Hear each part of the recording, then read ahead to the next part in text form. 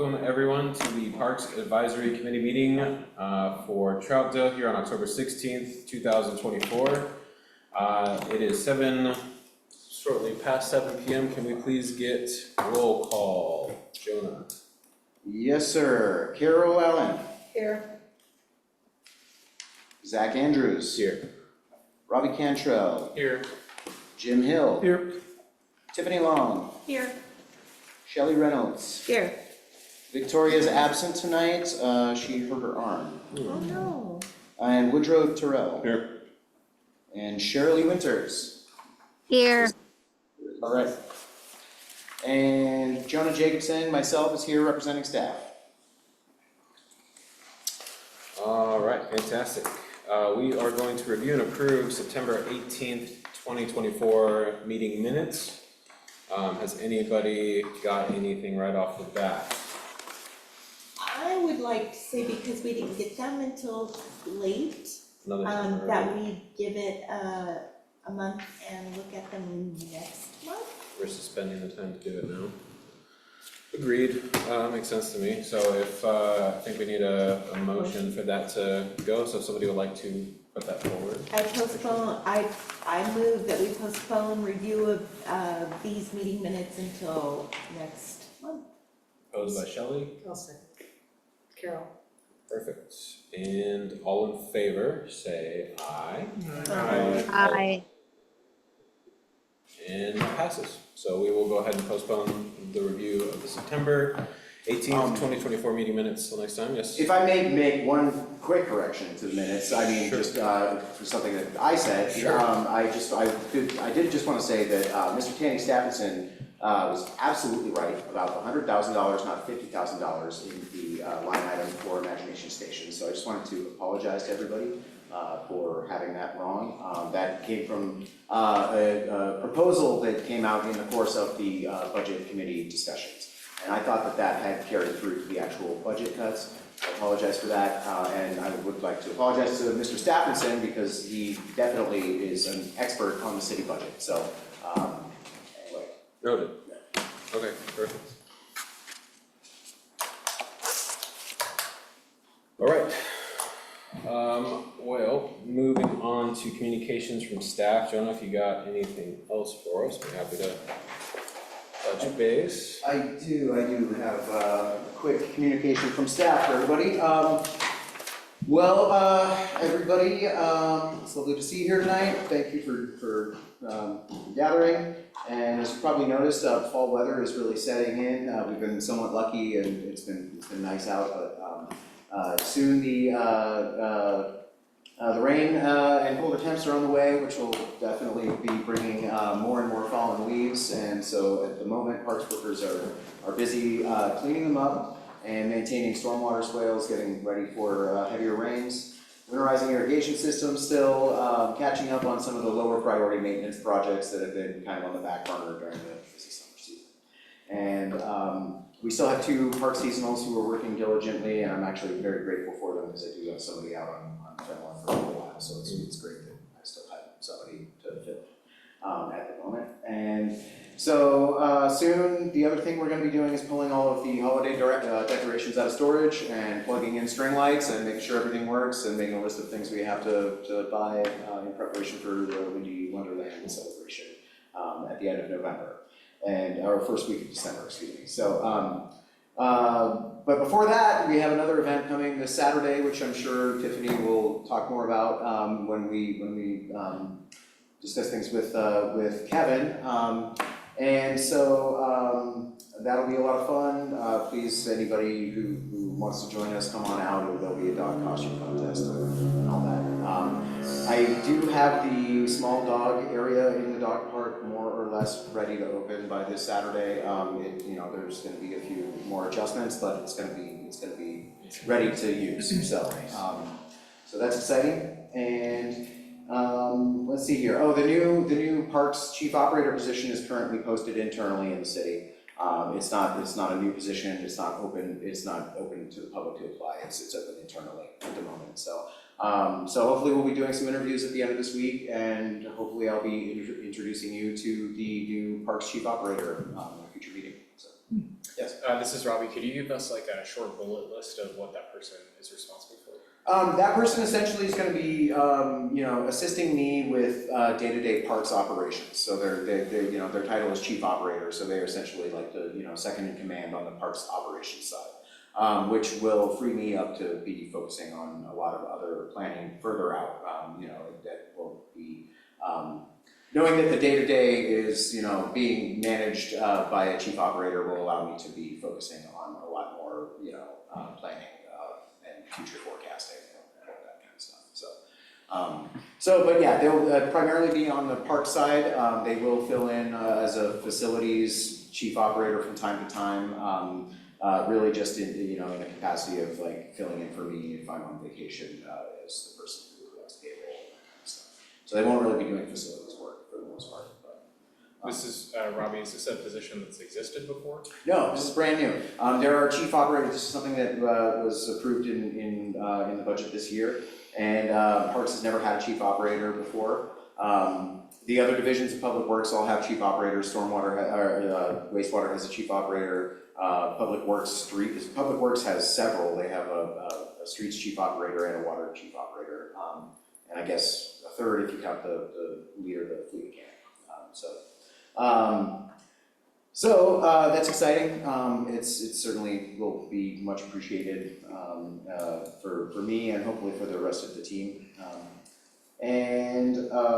Let's see, last Tuesday, October 8th, Public Works Director Travis Holton and myself delivered a staff report to City Council on the observations from staff 1 year post the relaxation of the municipal code governing domestic animals in parks. And so for any of you who did not listen in or attend that meeting, I'd be happy to provide that staff report to all of you if you're interested, if you'd like to review it. I can email that out to the committee tomorrow. But in any case, the summary of it is essentially that not much has changed, really. Dogs were in parks before, and dogs are in parks now. And so there is, a slight increase in sanitation duties and all of that, but the general feedback that I received in that from parks workers was seeing positive changes and an increase in parks use in general. So I'd be happy to send that staff report out to everybody tomorrow.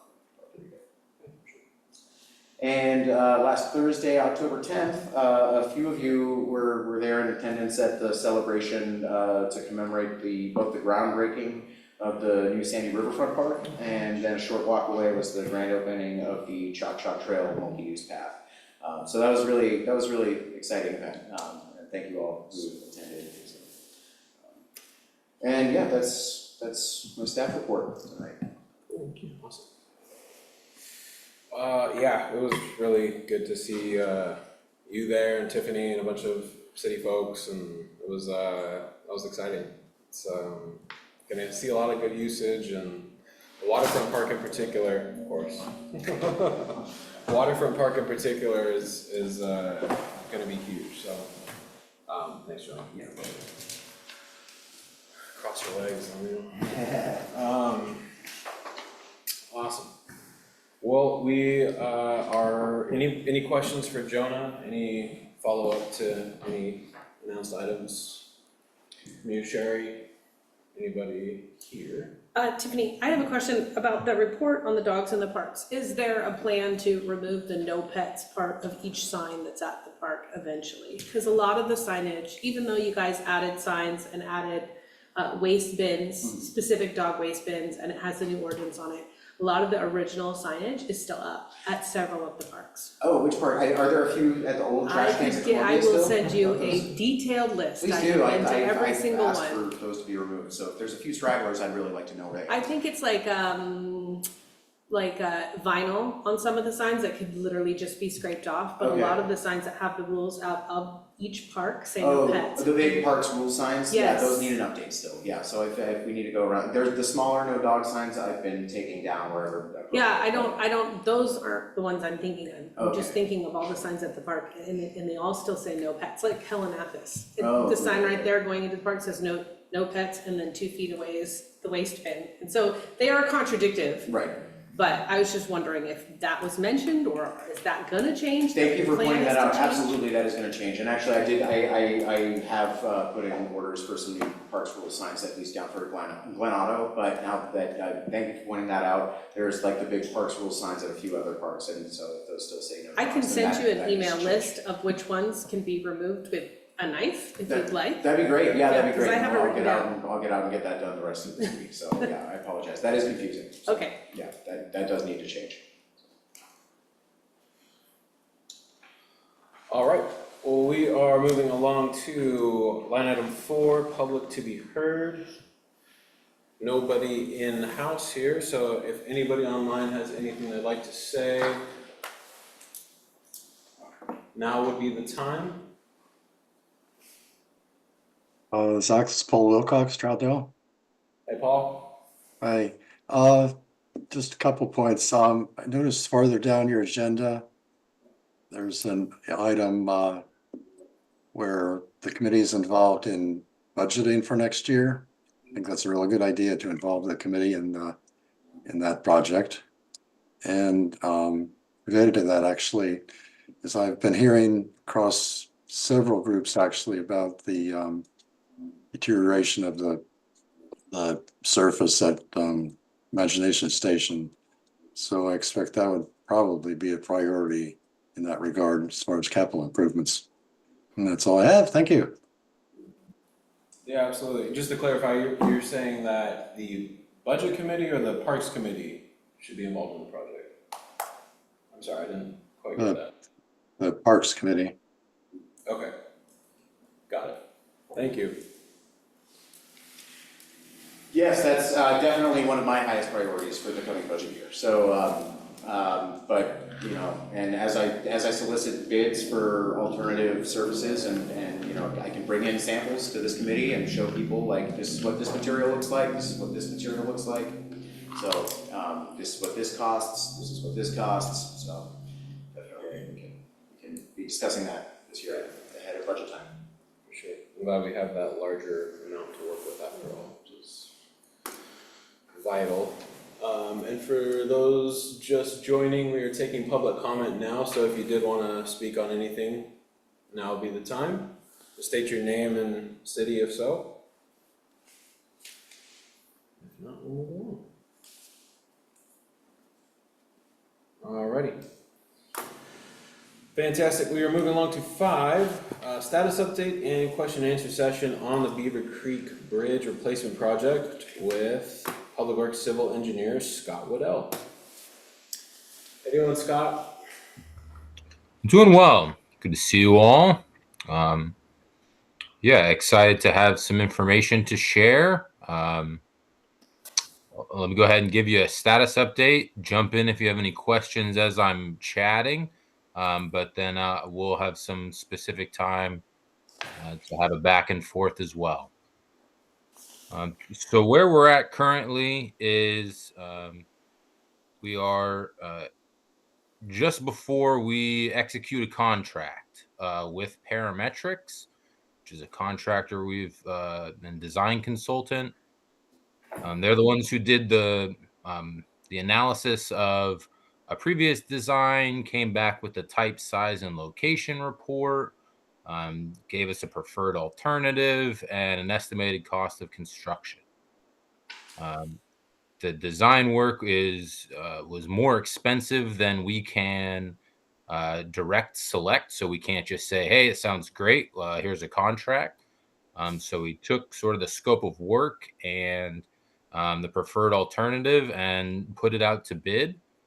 Now, unfortunately, the only bid we received was from Parametrics, but that's a sort of a critical piece of not just sort of spending this money without, going to ask anyone else to involve themselves. So we have an updated estimate from Parametrics, and along with that, we have a tentative schedule for design, bidding, and construction. And at this point, it looks like we're going to try to build that thing not this upcoming summer in 2025, but it will be the summer of 2026. Some of that's being driven by, because it's work in the creek, there's a very limited in-water work window. So there's a couple weeks at the end of summer when you sort of have the least amount of flow, the least amount of environmental impact, and that's when you're allowed to be in the creek messing about. And you have to work backwards from that. And it was just going to be a little bit more condensed than the contractors were likely to be comfortable with, what the design consultant was suggesting. So we've got a little bit of time here, but hopefully that will, one, get us better bids once we have a design set. Hopefully it will get us a little bit better of a design. We have a lot of permitting left to take care of. So that's the piece. There's also a couple key elements here. And there's a couple of grants that we have. One of them is secured from Oregon Parks.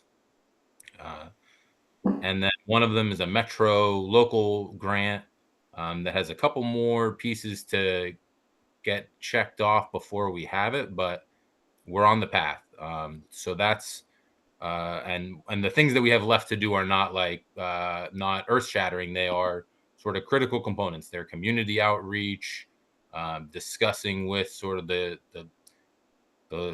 community about this process. That's the hurdles left to come. So I think that's something that is an important part of a project like this, and even beyond what we would do normally, this grant money is contingent on a sort of a more extensive community outreach process. So that's kind of where we're at. I think the sort of the three key numbers here are that the design budget or the design proposal is $282,000. The total bridge cost is expected somewhere in the $600,000 to $700,000 range. And then the grant money we have is $150,000 from the state, Oregon State Parks grant. And then the Metro grant would be a total of $500,000. So we're looking at about $650,000 worth of grant money, and the city being on the hook to pick up the rest. So it's it's been a long time coming. This is a big project, a big expenditure, but that's how we've got to sort of this, like, what has been an extended process already, and what has frankly quite a few more steps in it before we're complete. So I'm happy to chat about any of that piece. Any questions you might have. Sort of, I know when we last met, there was a fair amount of sticker shock. These are big dollar amounts for what is, in the grand scheme of things, not a big bridge. So I'm understanding of that, and happy to chat about any of those pieces or shed any light I can. So.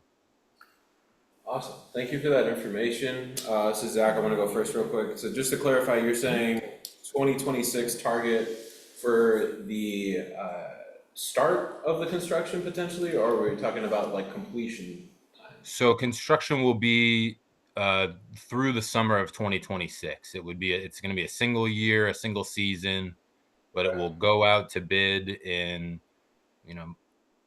late winter, early spring of 2026, get a contractor selected, and then they will be able to start construction, as soon as possible, with the piece of in the creek construction being a couple of weeks. There will be a lot of getting ready for the moment when it's like, okay, you have your a few week opening to work in the creek. So make sure you have sort of everything else outside of the creek ready to go. But construction would be completed by before the end of 2026. Okay, I see. And historically, between, I guess, you and Jonah, is it something that you feel confident the city would be able to partake in when it comes down to the 232,000 or 332,000 potentially that we have remaining to cover out of our budget? Understood. Yeah. What I've been told is that the money's there. This is money that the city has and is comfortable and ready to spend.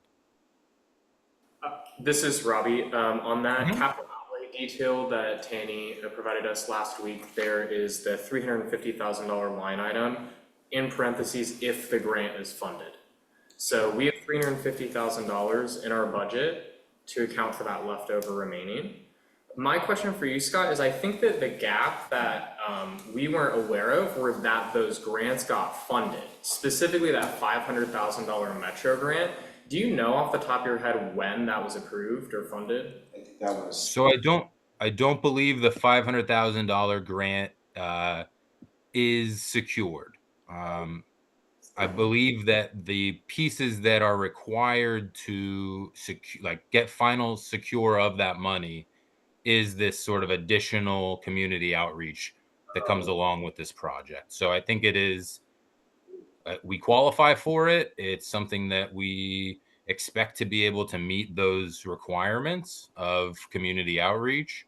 But that I don't believe, we do not have a check for that $500,000 at this point. This is Robbie. Are there prior stipulations that we have to meet with regards to that community outreach, or is it something that's done after the fact? Yes, it's gonna, I think if I understand you correctly, the community outreach is gonna come before the money shows up and is coming before the project is completed. It'll happen simultaneously with the design. I mean, I think one of the things that is sort of the chicken and the egg here is, okay, you want to do this community outreach, but if you don't have, I mean, if you only have sort of these conceptual drawings, it can be more difficult to, provide a clear picture of what's happening. So that will be sort of this winter, and into the spring would be when we're completing that community outreach as part of the early phases of, along with the early phases of design. Okay, so this is Carol. So explain what is the community outreach looking like? What is it that you're doing? So the specific pieces are, there's a community identified minority leadership group. It's going to be selected and engaged to complete their own outreach effort, including an open house. There's going to be a direct mailer to all the properties within the project area. The expansion on the city webpage, more information on the social media accounts. And then it looks like we have a requirement for at least one meeting with city council and one meeting with planning commission. And then a direct email message requesting input to all city commissions, all committees, and individuals identified as an interesting party. So then the summary of that feedback goes onto the project website. So that's a sort of a line by line from a gentleman we have who works on our grant department, our grants, Bill Peterson.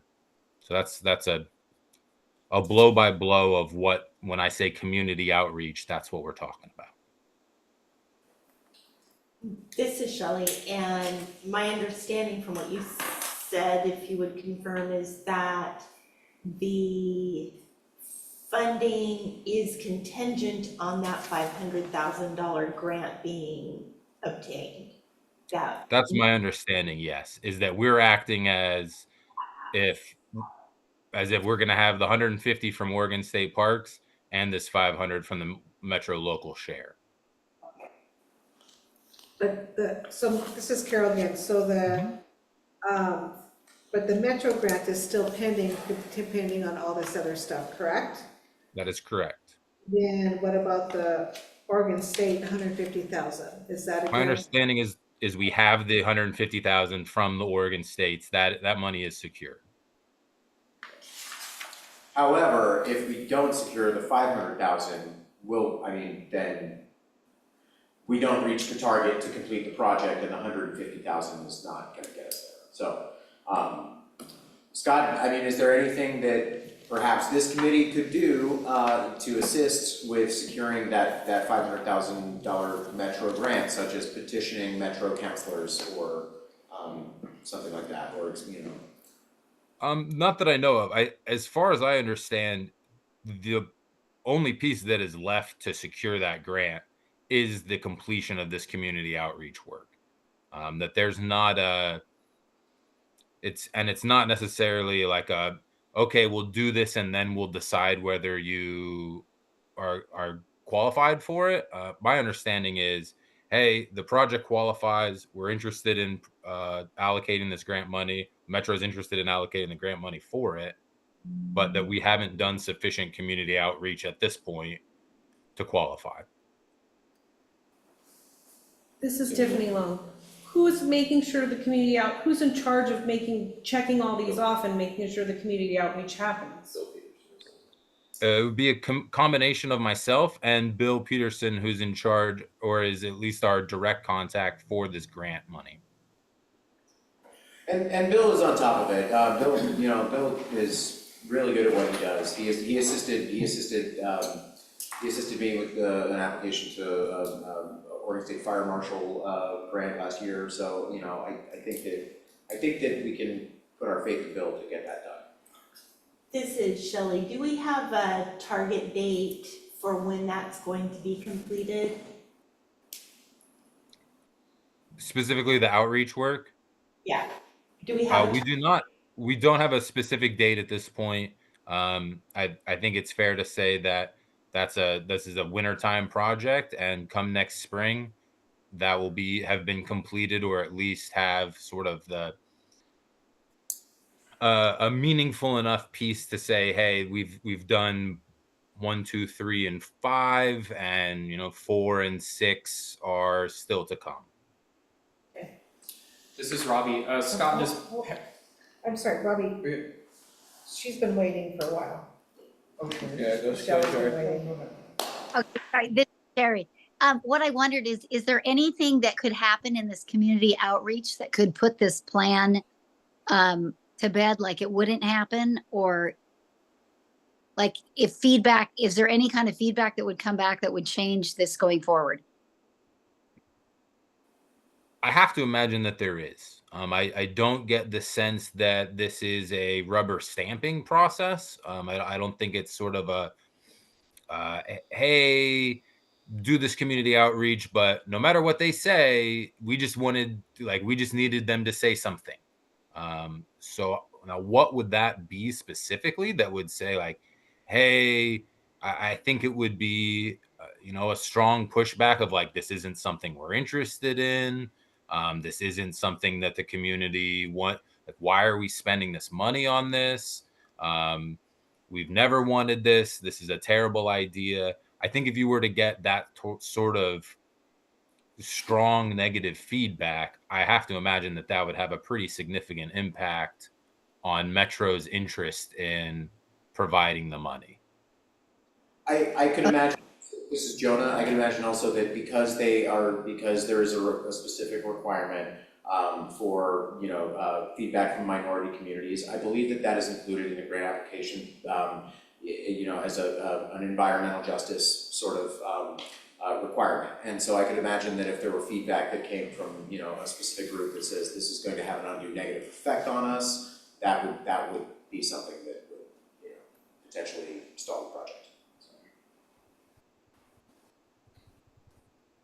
Would you had your hand up? And never mind. Draw my question.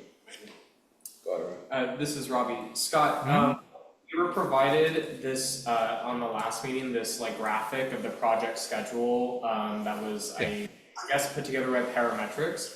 I don't necessarily see like any dedication of space to that community outreach. Is Parametrics going to be involved with that at all? Not specifically. It's not a specific piece of their work.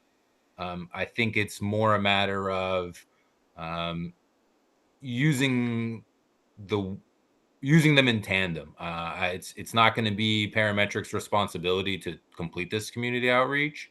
That's between myself and Bill. But I do think that their work ongoing will be helpful in addressing sort of like this committee. It's helpful to have them on board to say, okay, there's some concerns about, well, what's construction going to look like? Are you going to damage the creek? I live at the top of the hill. What's the construction access going to look like for me? I think they'll be more in a support role. This is not something they're taking lead on. And then I think simultaneously, if the feedback in some way,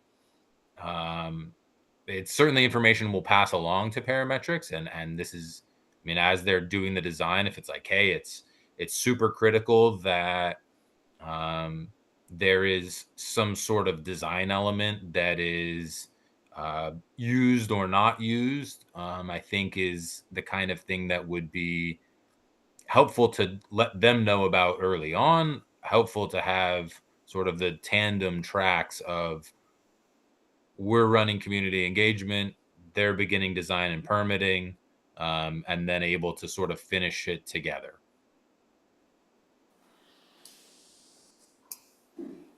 Scott, this is Zach.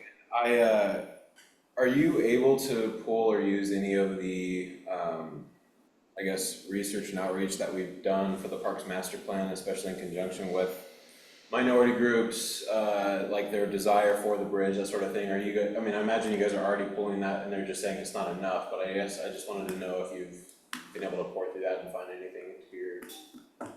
That is where we started. Was like, hey, does this existing work qualify? Some of the nuts and bolts of the requirements on this one are that it is project specific. So whereas the Parks Master Plan is like, hey, here's an open house. These are some of the things we're interested at looking at as a community. For this grant specifically, it's like, hey, this is a significant chunk of money. We want this to be a project specific outreach effort.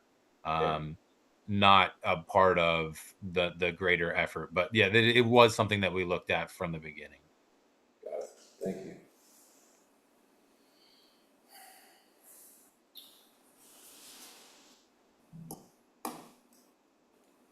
Do you have anything, Jim? Not this time. Okay. Anybody else have any other questions?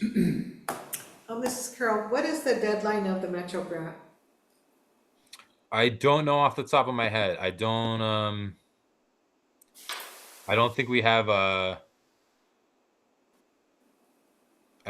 moment that is like, hey, if we don't, I think the planned timeline of our project fits with the Metro grant. We will not lose access to the Metro grant as we follow this schedule.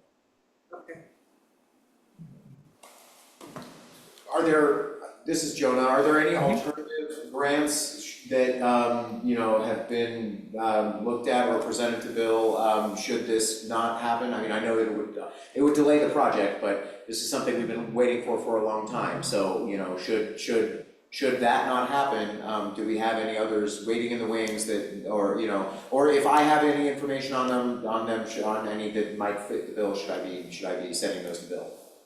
I think at this point we don't have sort of a second tier list or hey, this is where we pivot to if this money doesn't come through. I think at this point, certainly I would say if more information comes up or you have other leads, I think it's absolutely something to pass along. We don't have too much money at this point, but the Metro grant is both something that I think we're pretty confident in being able to secure, and is a pretty big chunk of money. I did hear about another Metro grant that's called the Large Scale Community Visions Grant. This would require a significant redesign of the bridge because what they call large scale is projects that are at least $6 million, with $2 million going towards habitat restoration. So if we could build the bridge out, hire the helicopter, and also do some salmon habitat restoration in Beaver Creek Canyon or something, then that might be something interesting to look at as a plan B, a really big plan B. That's a great Plan B. Nice, it's good to know. That's very kind of you. I think I'm gonna let you step in front of the $5 million train. I don't think that one's for me. All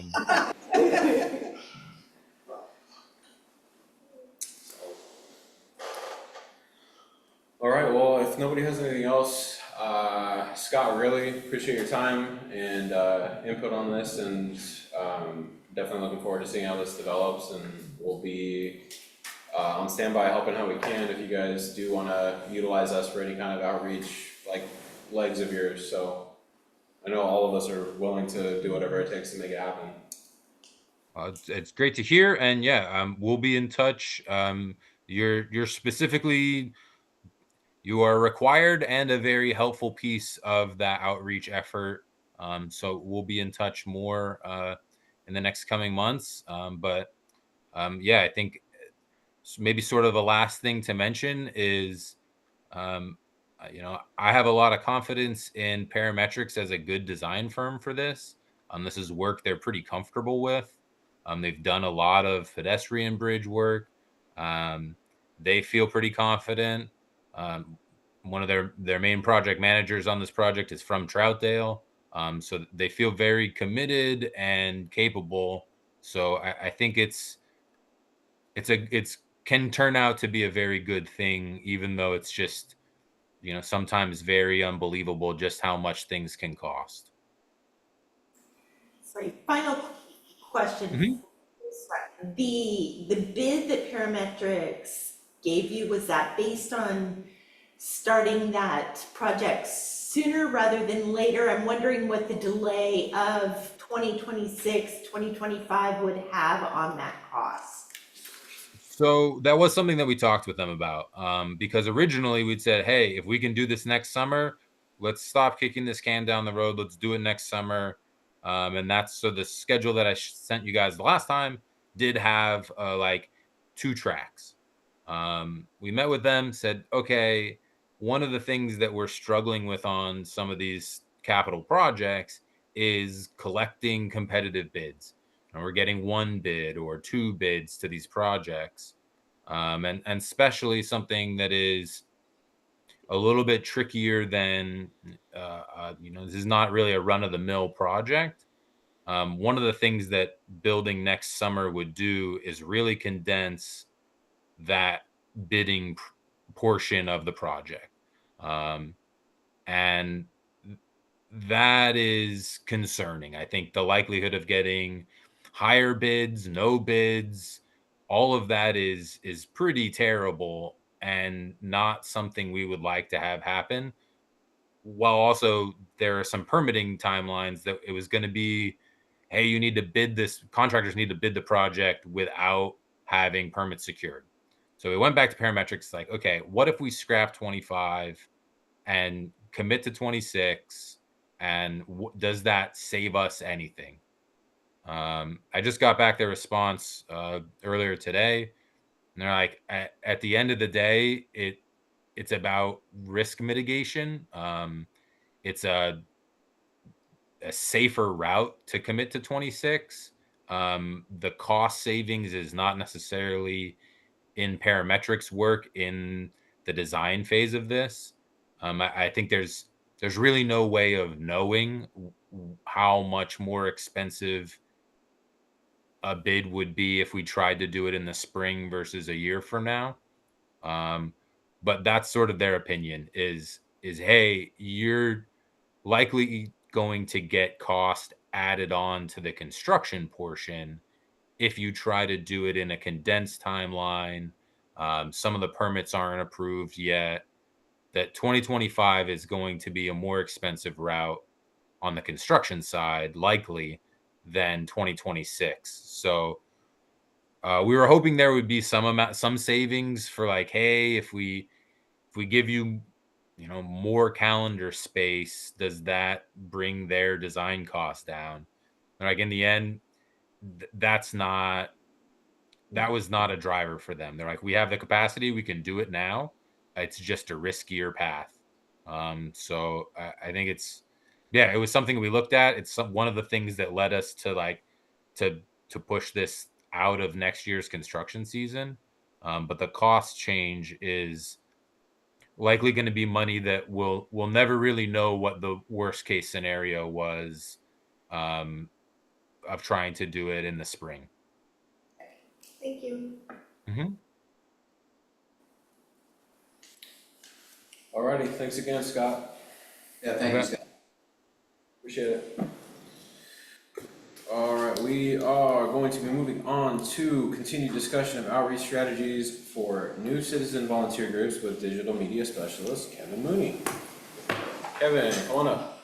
How y'all doing? Good, how are you? Good. Thanks for being here. Yeah.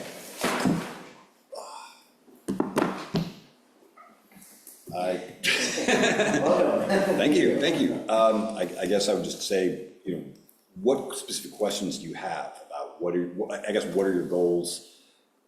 Are there specific topics that you're trying to focus on?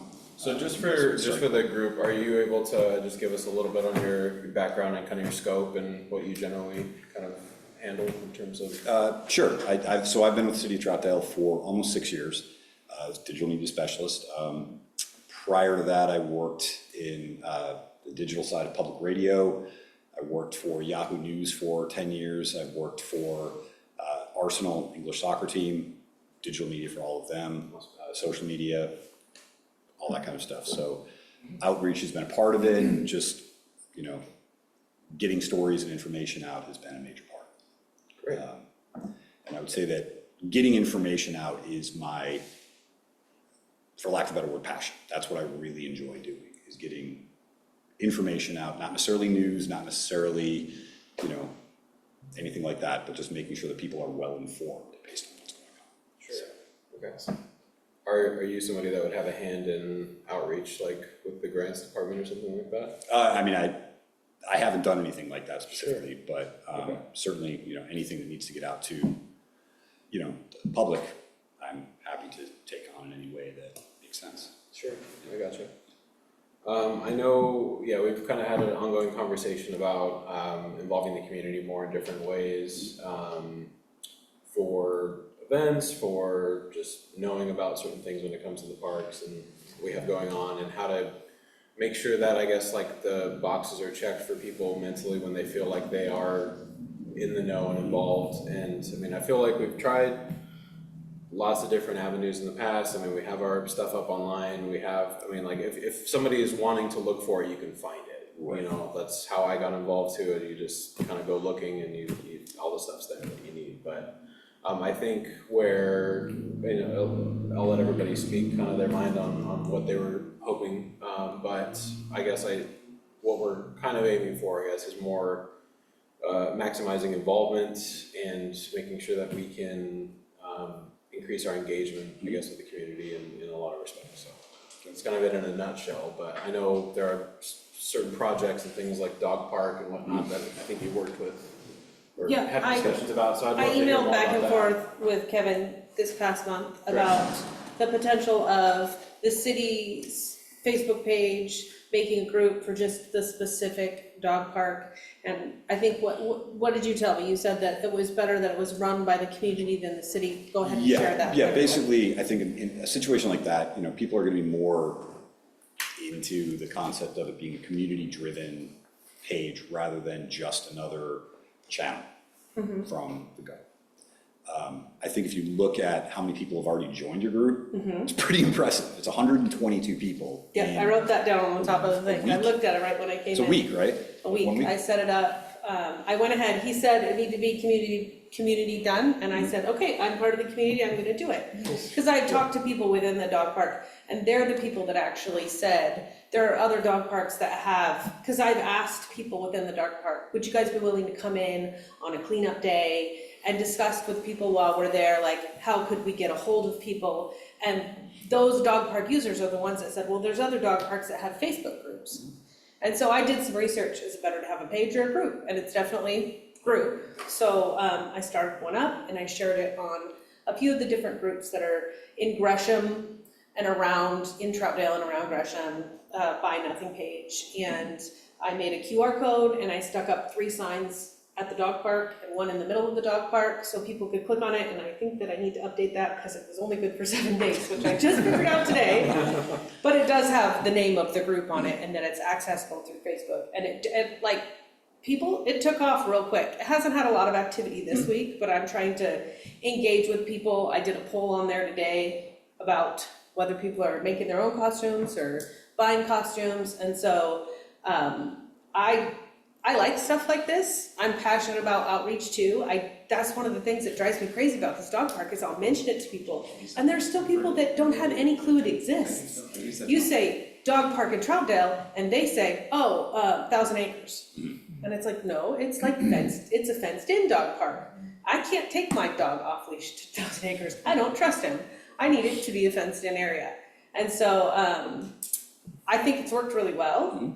And going forward with that, I was gonna bring this up at the end, but like, I think it would be cool. I don't know how we could do it for Earth Day, a group for Earth Day or something like that to get the community more involved or people who are passionate. Like, not enough people knew about the Friends of Trees thing that we did this past year. I didn't know anything about it. Some of those are still up in random places, I think. I can't think of any specifically. And that'll be happening again this year, so I mean, that's not necessarily a bad thing, but, but that is something that I would definitely, and I have, and last year I did, Kevin was instrumental in getting the word out on that.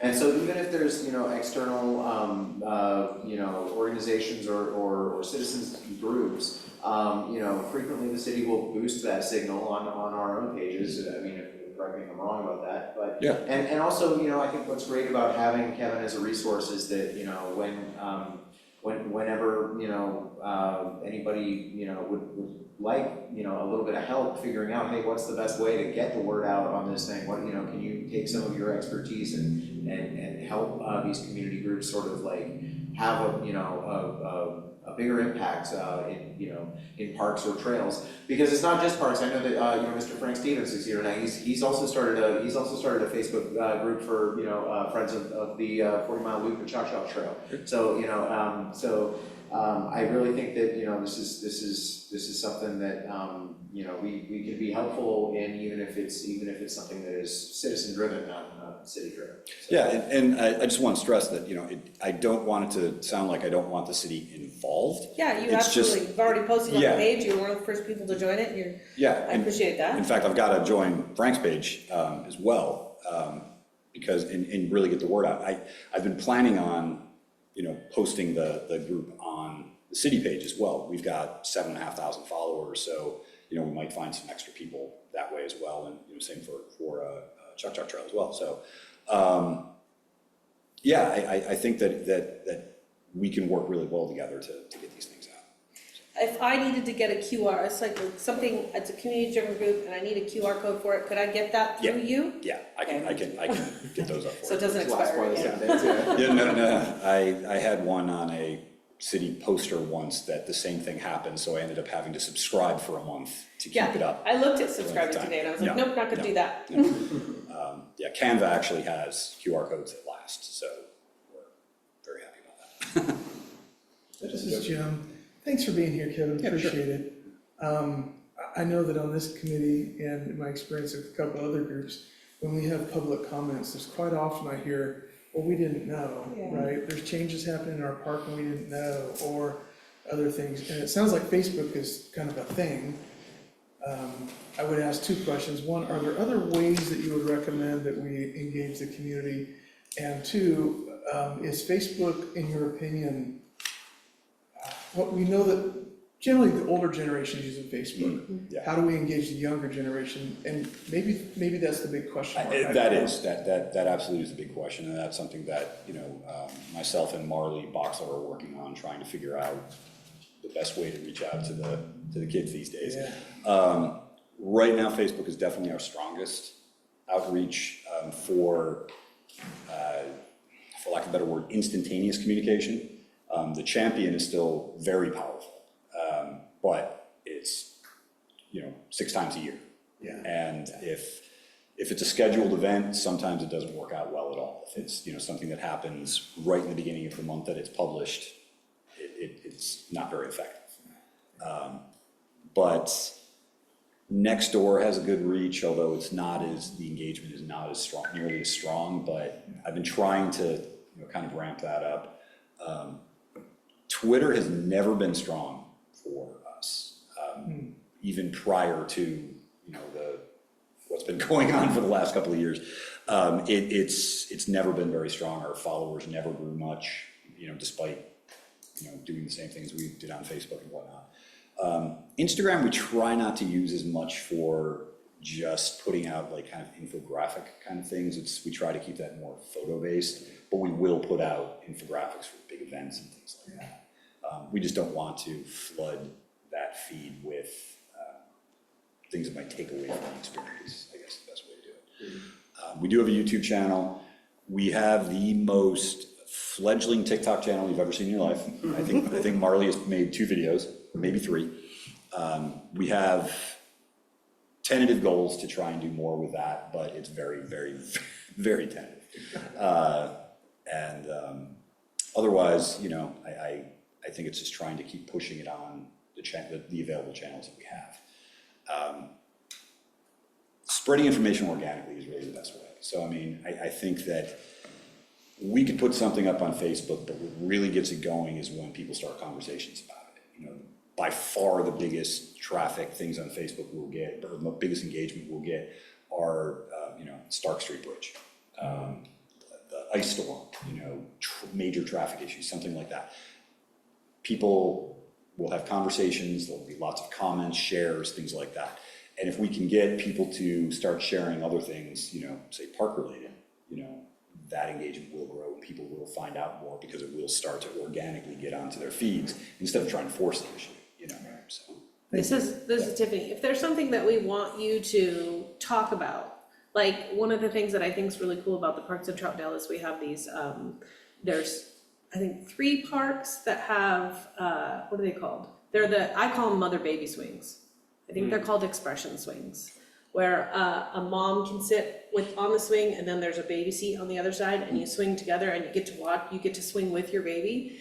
And it's not something that you see very often, maybe more so now, but I think that would be a really cool thing to highlight. Yeah. So if we wanted to highlight something like that, we could get a hold of you and say, hey, can we go take some pictures of a mom and a baby on the swing and tell the community, we have these really cool swings available at these small neighborhood parks. Absolutely. Things like that are great. And whenever, I don't have all the ideas by any means. So, if you see things, if you just want to take photos and send them to me, that's fantastic. I love getting photos from people who are out and about because, when I get out there, it's going to be probably a set time. It's probably the same time when I would go to the same park. So, people doing things on Saturday afternoons or in the evening or things like that, you may get images that I just can't get. And, sharing those are always popular. So, and especially, resources like that, that's fantastic. I would love to share things like that. Okay. Yeah, and I think, setting up at First Friday is something that was attempted this year that had not the best results. But I do think that perhaps, maybe once some of these, citizen-led groups are in place and we're boosting them on the city website and there are some flyers with QR codes that people can scan. Perhaps the events that are maybe better for outreach are the events that happen in parks. For example, movies in the park, going around the field at movies in the park rather than, and talking to people, or having a PAC tent at movies in the park before the event begins when there's, 600 people there on the lawn, like that, I like that. or the dog park event, is Yeah, something we're that- planning to have a little spot at the dog park, and I was planning on bringing most everything that I had at the First Friday table and just setting it out there with as in addition to like a form that says, if you're not on Facebook, I'm gonna put a little sign that has the Facebook group and information about the group, and then also a sign-up form that if we do a work day or a cleanup day or something at the dog park, and people can put their information on it, so if they're not on Facebook, we can still get a hold of them that way. Yeah, that's excellent, and also, I mean, I think that, this also does not have to be, these groups do not have to be all about volunteering and doing work. I mean, these, it's my hope that people will, as we begin to develop our bike path and trail system in Troutdale, that these citizen groups will emerge that are, solely based around recreation and socializing and getting to know your neighbors and utilizing the resources that we have out here for people. It's my hope that that the draw will be using the parks, not just working at the parks, Yeah. So hopefully some of those will, and I think that Frank's group is as much about, volunteer work as it is about utilizing the paths, so. Yeah, and I think, just scheduling meetup days on the group, and one of the things I was gonna talk about, and you had mentioned it when we were emailing back and forth, is I think a Friends of Troutdale Parks group would be fantastic. It would be really inclusive because, what was it, 19 parks? 19? That a lot of people will go to one park and never go to another park. And there's just a way to, really bring in a lot more, inclusivity into the whole scheme. I would recommend that maybe people in charge of a Friends of Troutdale group are involved with PAC. Okay. I think that way, someone is who you can trust the people who are doing it, that it's not just gonna be someone who's gonna say they're gonna do it and then never, take over again. It can be something you can talk about at meetings, and you can, discuss different matters, different events, different things you wanna do with it. But as Jonah said, it's great because it doesn't just have to be volunteer, it doesn't just have to be cleanups, although I'm sure a lot of people would really be into that concept. I mean, based on comments I see on Facebook, anything about a park, a lot of people will talk about the state of parks or the cleanliness or whatnot, and the more people that are involved, then the more people that use the park, maybe the better it's treated, and I think that would be great.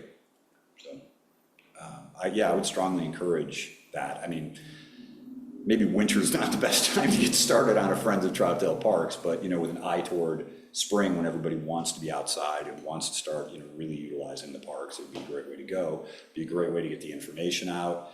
I think just the dog rules in parks is something that would be really helpful with. That people could really talk about what's going on at each park and really explain what the situations are at each park. And again, meetups can happen, and it could really be great for the community.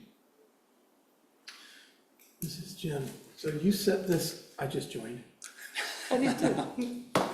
It sounds like we're suggesting having a Friends of Troutdale Parks. Is that something you could set up also and we could join, or I'm not trying to give you a task, but I'm wondering, why don't we do that?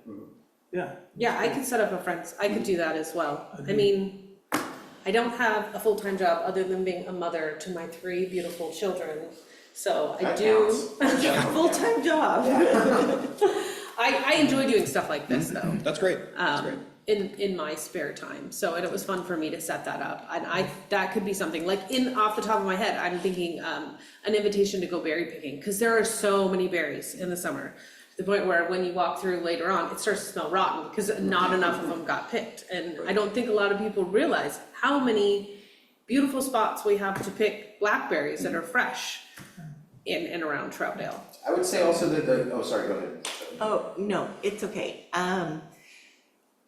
I think over the years of being on this committee and being on Citizens Advisory Committee, I think the biggest problem is reaching those people who aren't looking to be reached.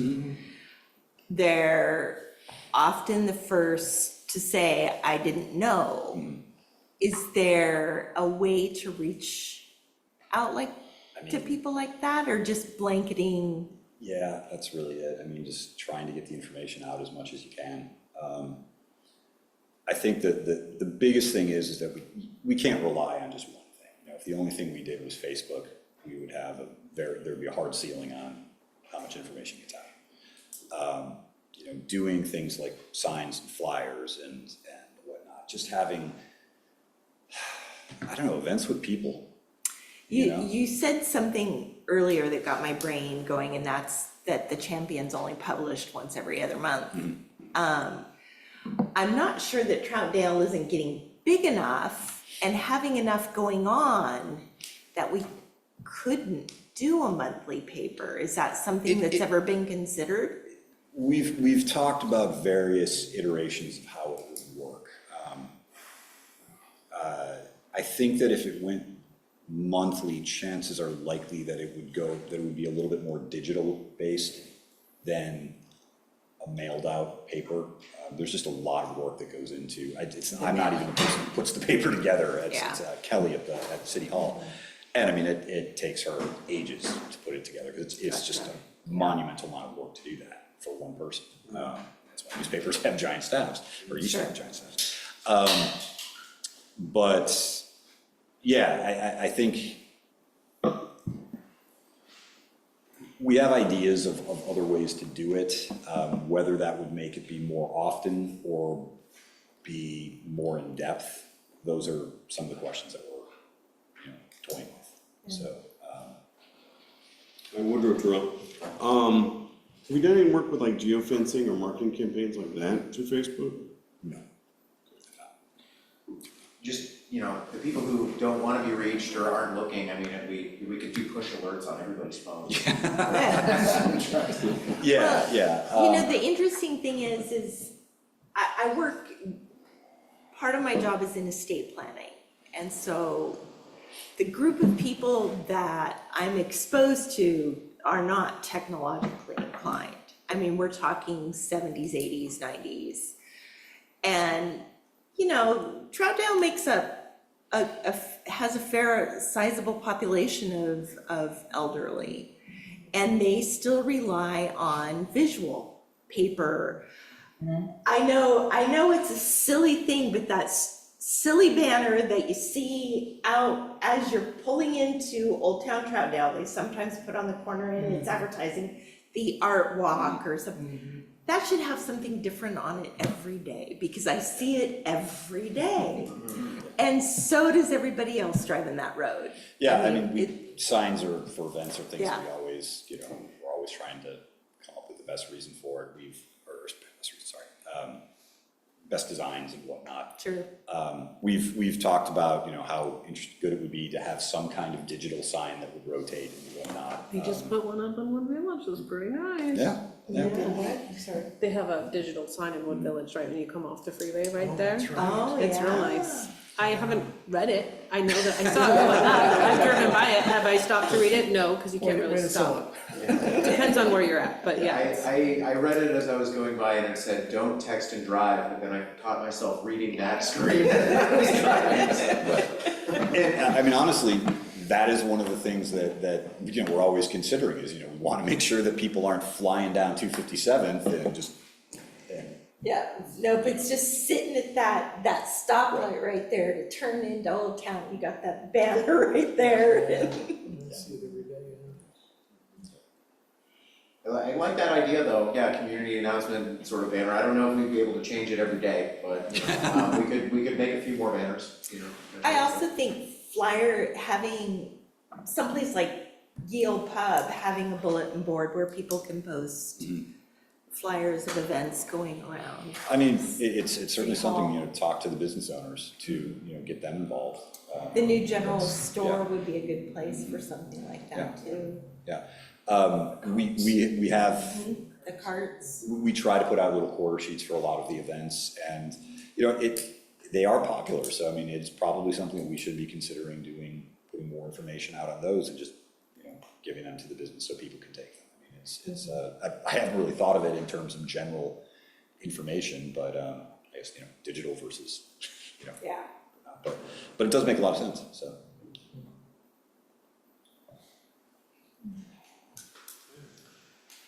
Well, certainly, this is the beginning, it sounds like the beginning of a larger conversation. So, I think that, Kevin, if you're willing to keep checking in with the committee, as we kind of develop some of these ideas or even just, all of you, I mean, feel free to get in touch with Kevin if you have thoughts or ideas or plans or things that you would like to have some help implementing, or some direction. I mean, this is another staff resource that we have at our disposal. Yeah, I mean, just drop me a line. It's happy to help, happy to offer any advice.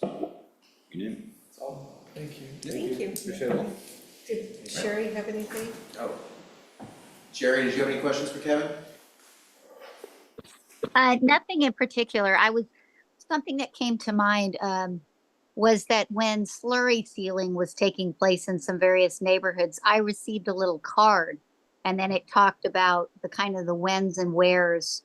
This gave a date range. Of course, everything changed after that because of rain in there. But sometimes I think, when Shelley was talking about those that aren't as easily reached. I mean, for me anyway, a card comes in the mail and it's just small and something to look at, not something I have to pile through, so it's kind of a fast look, and it was like, oh yeah, I'm gonna look that stuff up then. It is kind of just like a reminder. So again, maybe not feasible on everything, but might be an idea for some things. That actually does remind me, one other tool that we do have is the water bill. The water bill, we can put messaging on, and we've done that here and there. And I think there's a message on it every time. It's not something I've been overly involved with, but it is certainly another way to get information out if there's something that you really want people to know about. Susan puts it out, every month, and I know, this is Carol, Parks isn't the only committee that has been asking about getting information out. Mhm. And in all of the committees I've been in all these years, it's been a struggle to get information out, and it's been a struggle putting it on Facebook, not everybody does Facebook. No. And a lot of the other committees we have talked about, like Home Forward coming in, half of our community doesn't even know it's coming. I mean, because last Friday, when we did the first Friday, they were like, what's going over there? There's been no information out there, or very little information. And when people are finding out about this, they're not happy. And so things that are happening in our community isn't getting out there. And so trying to find ways to get it out there is really important. Yeah. And like Shelley said, we really have to look at the population that doesn't use digital stuff. I mean, another really good resource is the Gresham Outlook. The Outlook is, they've local beat reporters that cover all this, and reaching out to them and giving them information. I mean, Chris Geiser has done a great job of getting stories out. So I think that don't underestimate the value of that, and that's probably a resource for that demographic that would be very useful. So yeah, I would definitely encourage that. Hey, I'd like to say, as great as that sounds too, I sometimes think that as I occasionally am the nerd that watches the council meeting on whatever channel that comes on or whatever, I wonder, do we run some type of public access or public informational things about various stuff that maybe the older generation might possibly watch because they'd be watching some television? No. When you're talking production for that kind of level, like TV level production, that's something that's just a kind of a step beyond. I don't do TV. Maybe some short videos here and there, but nothing on that level. We do have our YouTube channel. This meeting will be up on our YouTube channel probably before 7 a.m. tomorrow. And we have all the public meetings go up there. Aside from that, it's spotty. We'll put it that way. What I meant by information was not necessarily doing full video stuff, but rather on those, like Troutdale City Council or Planning Commission or whatever comes up, like sometimes when they end, it's not video, but it's like information stuff. Something flashes up for a little bit and something else. And I just was thinking like upcoming events or, get involved with your parks or, just like something, like if there were things that maybe, or even like surveys or, I don't know. I mean, I'm just thinking random. Well, as an example, we could basically do something akin to a brief PowerPoint presentation before or after the meeting, like running a loop. Like if you've been to movies in the park, we do the little video loop before each movie. We could do something like that prior to meetings or after the meetings. That's a great idea. How popular it would be, I don't know, but 5 people see it, it's Well, worth if it. you're irritated by it, the nice thing about YouTube is you could just fast forward past it. Right, right, that's true. I would imagine that it wouldn't be something that would be up for terribly long. Most of the time, people start the meeting and, sometimes there's a long break, sometimes they start it right away, but, I could talk to Sarah, and, see what she thinks about putting information like that up, and, we can make that probably make that a pretty standard thing, so. Yeah. Good idea, Sherry. Yeah, that's thinking outside the box, I like it. Well, yeah, that'd be great to keep posted on. A lot of good action items. I like the Friends of Troutdale Parks idea too, as far as getting some good engagement going. There's a lot of potential there for doing like photo contests and all kinds of good stuff like that. And we get our content that way as well. And then existing events, capitalizing on that with a tent that's more targeted towards activities in the park and stuff. So it's a good strategy going forward, I think. And then, really appreciate your time. Yeah. We'll definitely be in touch in different various ways, I'm sure, as we go along, but really appreciate having you on the team. Great to be here. Thank you. Thank you. Take care. Thanks. Yeah, problem. Awesome. And that puts us at 7, brainstorming session on community priorities for parks capital outlay projects in the 25-26 fiscal year manager proposed budget. Alright. I know this is gonna be kind of an ongoing discussion we're having up until we have, thank you, sir. Got the capital outlay layout at the top, nice. I know, like you said before, Jonah, it's gonna be kind of an ongoing discussion, based on topics and things that we kind of discuss at our meetings. And to echo Paul and Shirley and many other community members that have come on here, I know the resurfacing is gonna be top of mind and list, for many reasons, but that is, I think, on everyone's mind.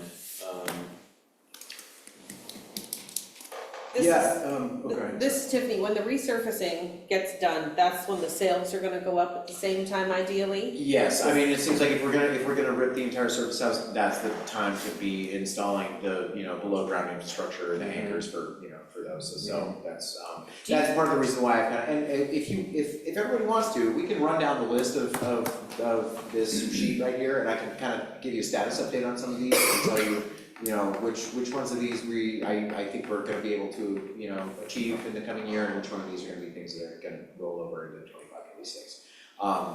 And also I just kind of want to preface this conversation, around the budget by, saying that we all have heard, plenty about how we may be facing some headwinds in terms of the budget next year. So I just we should really be thinking about, what are the real priorities, and what's the stuff that we can say, all right, this is not the year for that, so.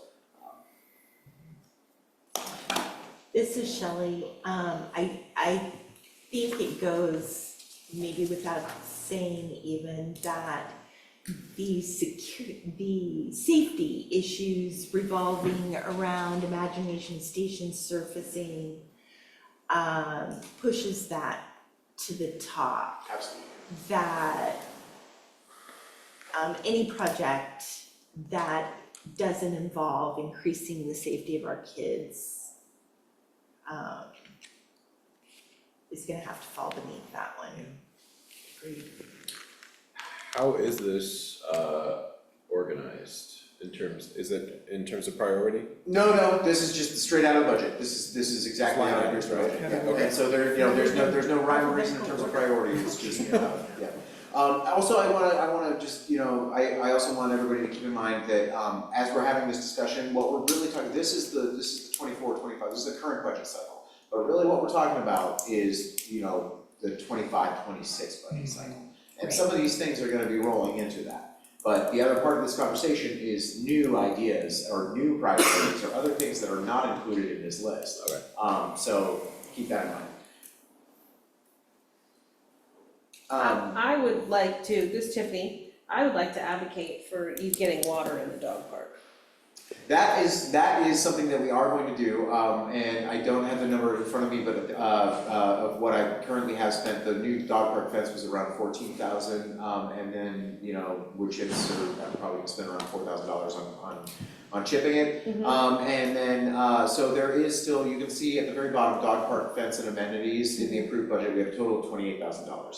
So that does leave room for plumbing in a line and putting in a drinking fountain in there. So that is. The fact that the facilities is right next door should make that Scotia's. It is, yeah, we have a water supply we can tie into pretty easily. Talking about the little water fountains where it has like the person and then the. It doesn't even have to be that, it could just be, like what they have at Sun, A well, like a Park? pump, like a, Yeah. You know what, the That'd be fun. dogs aren't picky, Yeah. they just want water. I like that. And access to it would be great. Yeah, definitely. No, that is something that I is on my priority list, that is relatively affordable, that's not a huge ticket item. And I would so say, it's our with how interest. much it's getting used, that it would be beneficial to the community. Right, so that is a project that I plan on, maybe it's helpful if we did run down the list, because that is something that I plan on completing before we get to the 25. Do you have a list? Okay, so Yeah. I can talk about it, I mean, this is the list, but, Yeah. Essentially, I would say, so a lot of the equipment that you see at the top there, another snowplow, a sand spreader for a dump truck, the tilt trailer, actually, we did purchase, there was a previous line item for, load rated trailers, so I did buy a trailer, so we do have that specific trailer, but we do still need some tilt trailers, for the smaller mowers. The John Deere tractor's been purchased, that's not in the current budget, and so, as far as a snowplow and a sand spreader, those things are kind of, you'll see that one of the canceled line, one of the things that was cut from the proposed budget was a parking lot expansion at parks. One thing that we do have funded down, and these are all, now that's all under 8350 down there. One thing that we do have funded is the equipment dry storage and the materials transfer stations for public works. And part of that is going to be storage area for parks. So the reason why I haven't gone ahead and purchased another snowplow and another sander is because we had nowhere to park this stuff until we create that materials handling station and equipment storage for public works. We're maxed out on space up there, so I didn't go shopping for any of that because there's just nowhere to put it, and I don't want to leave it out in the rain. So so we will get by. We do have enough. I mean, essentially for parks, the one snowplow that we have is dedicated in a snowstorm, is dedicated to keeping the police facility open. And so as far as the streets go, that's all public works streets, and they have many more snowplows than we do. So parks having one more snowplow is not going to change our readiness for a blizzard this year. It's not going to make a huge dent. It is kind of something that I want to have as a backup in case something goes down, and or if we're running 24-hour shifts to give the equipment a break. As we go a little further down here, replacing some computer equipment, $2,000. That's not really a big deal or something that we should spend a lot of time on. There is a line item for another truck. That is something that I will be talking to the fleet mechanic about probably in the next coming weeks to kind of get that going. ADA requirements for parks is something that we are legally obligated to do. So that is something that we will be continuing. Unfortunately, if you see down in 8350, one of the cuts that was made was the ADA Imagination Way project. And there is a second phase of that. You noticed all the concrete that went in. That is something that I personally would heavily prioritize in the 25-26 budget. The reason being is if we're going to replace the surface at Imagination Station, and it's gonna be ADA compliant, then the whole point of it is that a child using a wheelchair could go from the parking lot to the play area easily. And so I kind of see those two things as going hand in hand. Not only that, but as we think about the surface that's gonna be going in, we need to be thinking about matching the grade of all that concrete, that ADA compliant concrete work to the new surface that is going in. So in my mind, those two things kind of go together. I would like to see the second phase of the ADA improvements in Columbia Park continue. And the ADA Palisade, the Sandy Palisades ADA trail replacement is going ahead. Public Works Civil Engineer Christopher Priano is working on that, and I need to meet with him and get a status update on that. But if anybody is interested, that's something that I could ask him to speak to this committee about in the future. And we talked about sun sails, equipment dry storage, materials handling. I think that kind of covers the list. I am not planning on asking for a parking lot expansion at the park shop. I am not planning on asking for a plumbed-in bathroom at the park shop. Those are things that I don't see as high priorities when in a tight budget year, looking at what's going on with the police and fire contracts. So we'll get by with a porta, and we will hopefully, if the materials handling station is built, then that will solve a lot of our storage needs. So yeah. Let's tell us more about the Glen Otto pay-to park kiosk. That is something that we need to cross the finish line on, and so I need to get going on figuring out what we're gonna do down at Glen Otto, whether that's gonna be like an app-based pay-to-park situation or a kiosk-based, ticket-based pay-to-park situation. But that is something that this committee spent a considerable amount of time discussing before my time with the city, and without opening up that entire discussion again, we should proceed with what we have discussed and budgeted for down in Glen Otto. So that is something that I am going to try really hard to get done before the end of this fiscal year. It may need to roll over into the next year. I would like to just make sure and throw out there with that one that it is understood that Troutdale residents don't pay for that. Yes. That it is strictly non-resident payment. Yes. How do they differ, this is Tiffany, how do they differentiate? We're not sure yet. Yeah. Sticker, window thing. Oh, maybe a I don't know, sticker in your water bill. license, Then maybe. you'd have it. That was one of the items we discussed. We also discussed window cling, so you didn't have to stick it on a car and you could throw it in a car, like if you're going with, your family or something like that down.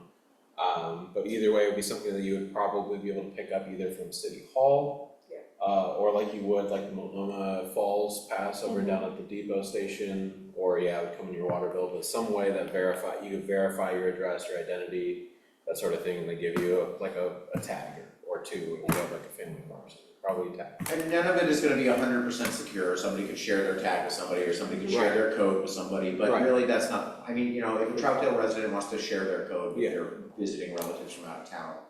Sure. Exactly. It's mostly to curb, again, like the high amount of traffic we get from people just biking the gorge or parked there all day, or, And maybe some income. Exactly. Yeah. I think that sounds like a great idea.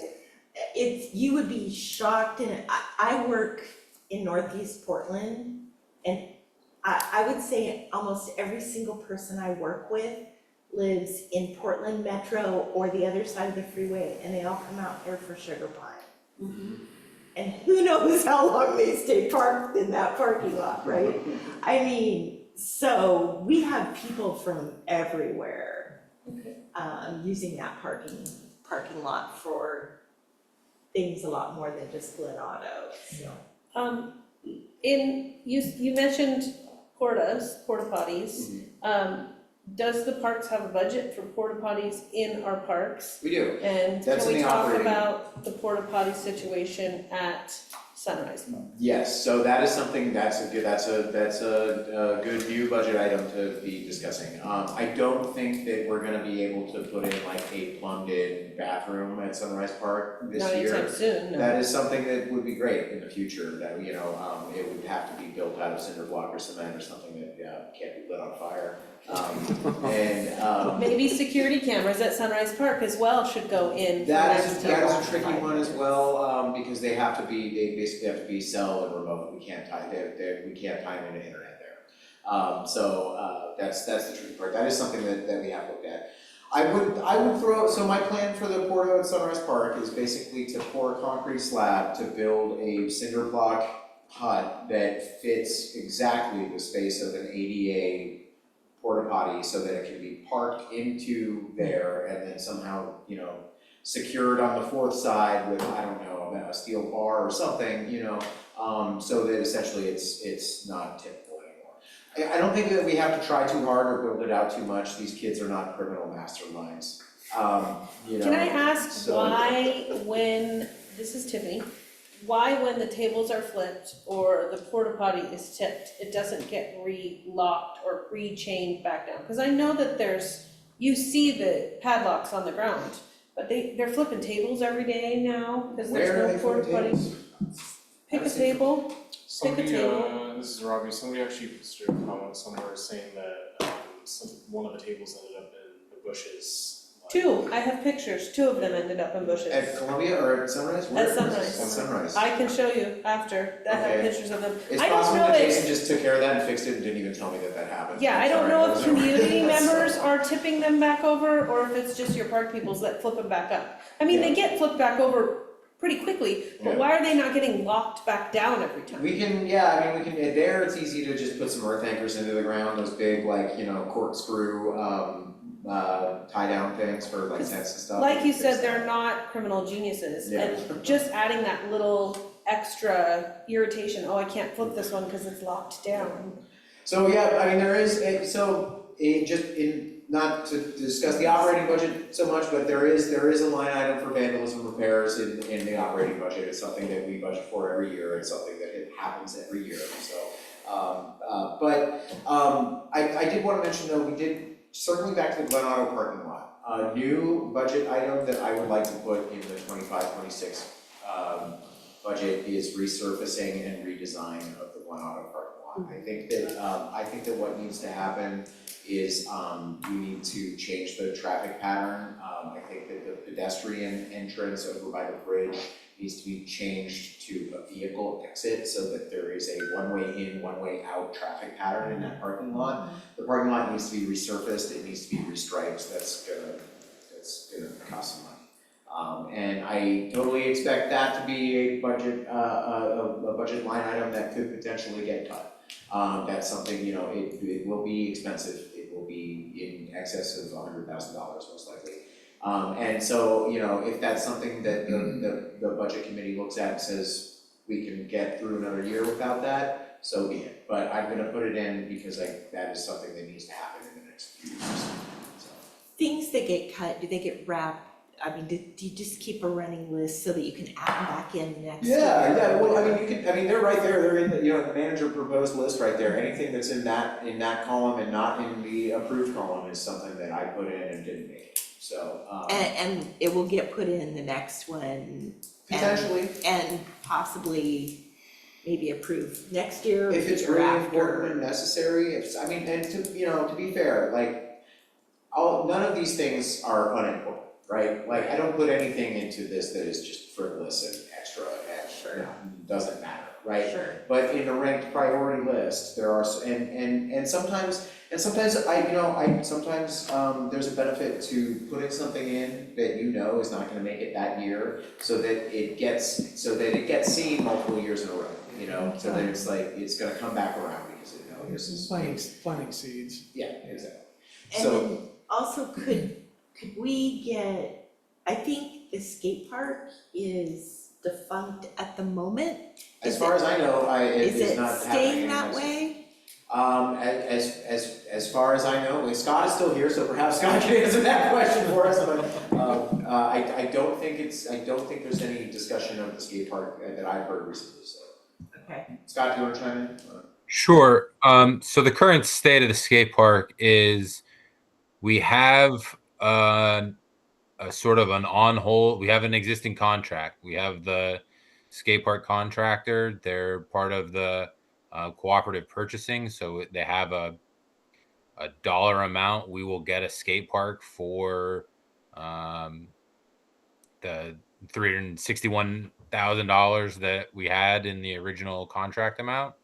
But our conversation with them is it's not happening this year. It got cut from the budget, so it's not happening. And then we wouldn't know until next budget season that it was happening. And then by the time that the money's allocated, it's too late for construction. So it's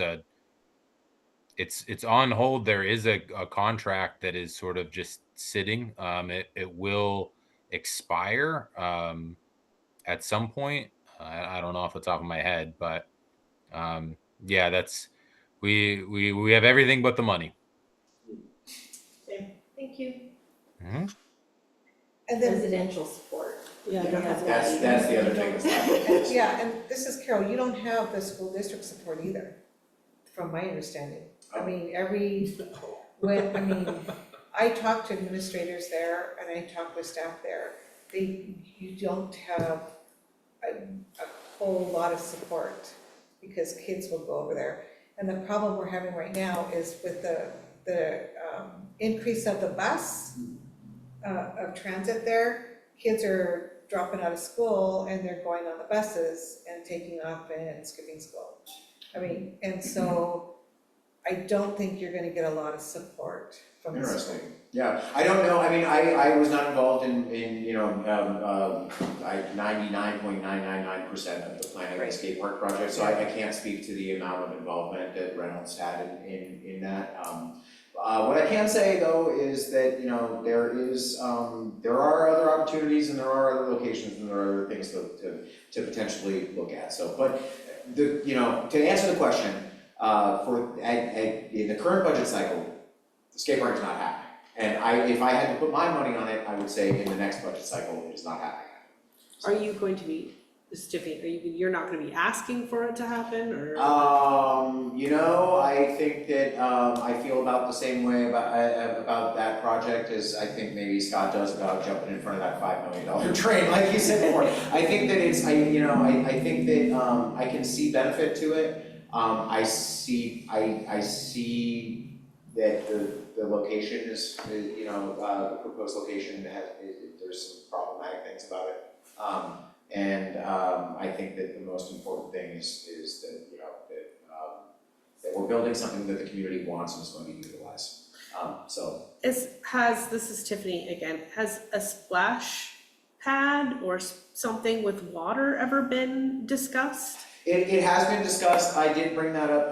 I did bring that up with the Public Works Director recently. And while it is a really excellent idea, I think it'd be a good thing. I don't think that is in the cards at Columbia Park at the moment. The other thing that so there's a few different things that are problematic about that. One of them is the water supply. Every summer. Well 5 that feeds the Cherry Park neighborhood right there, we reach a point where we have to cut off the irrigation because the well gets low enough that we need to prioritize the water supply for the residences and not for irrigation at Columbia Park. So I think that having a splash pad running in the hottest part of the summer could maybe be a little too demanding in terms of water.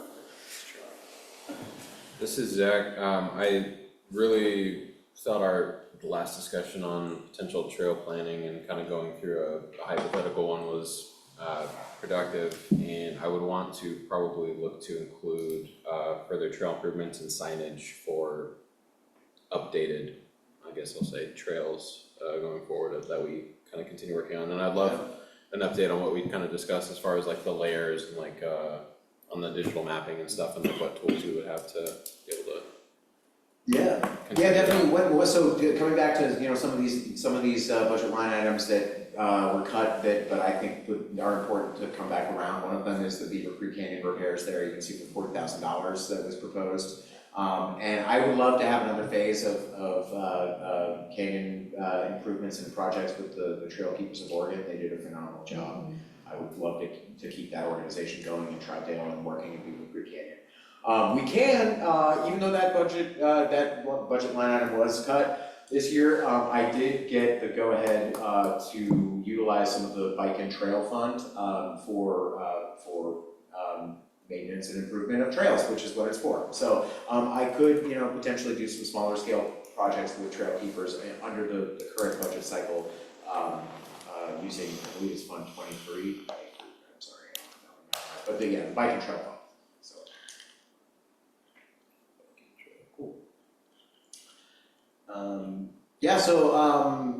Certainly IS Surface, Beaver Creek Bridge, it sounds like the Beaver Creek Bridge is a solid go if we can secure that grant. So I mean, that is, I know that is a huge priority of this, obviously it's a huge priority of the committee, so, you know, I put that on the top tier list with Imagination Station, obviously.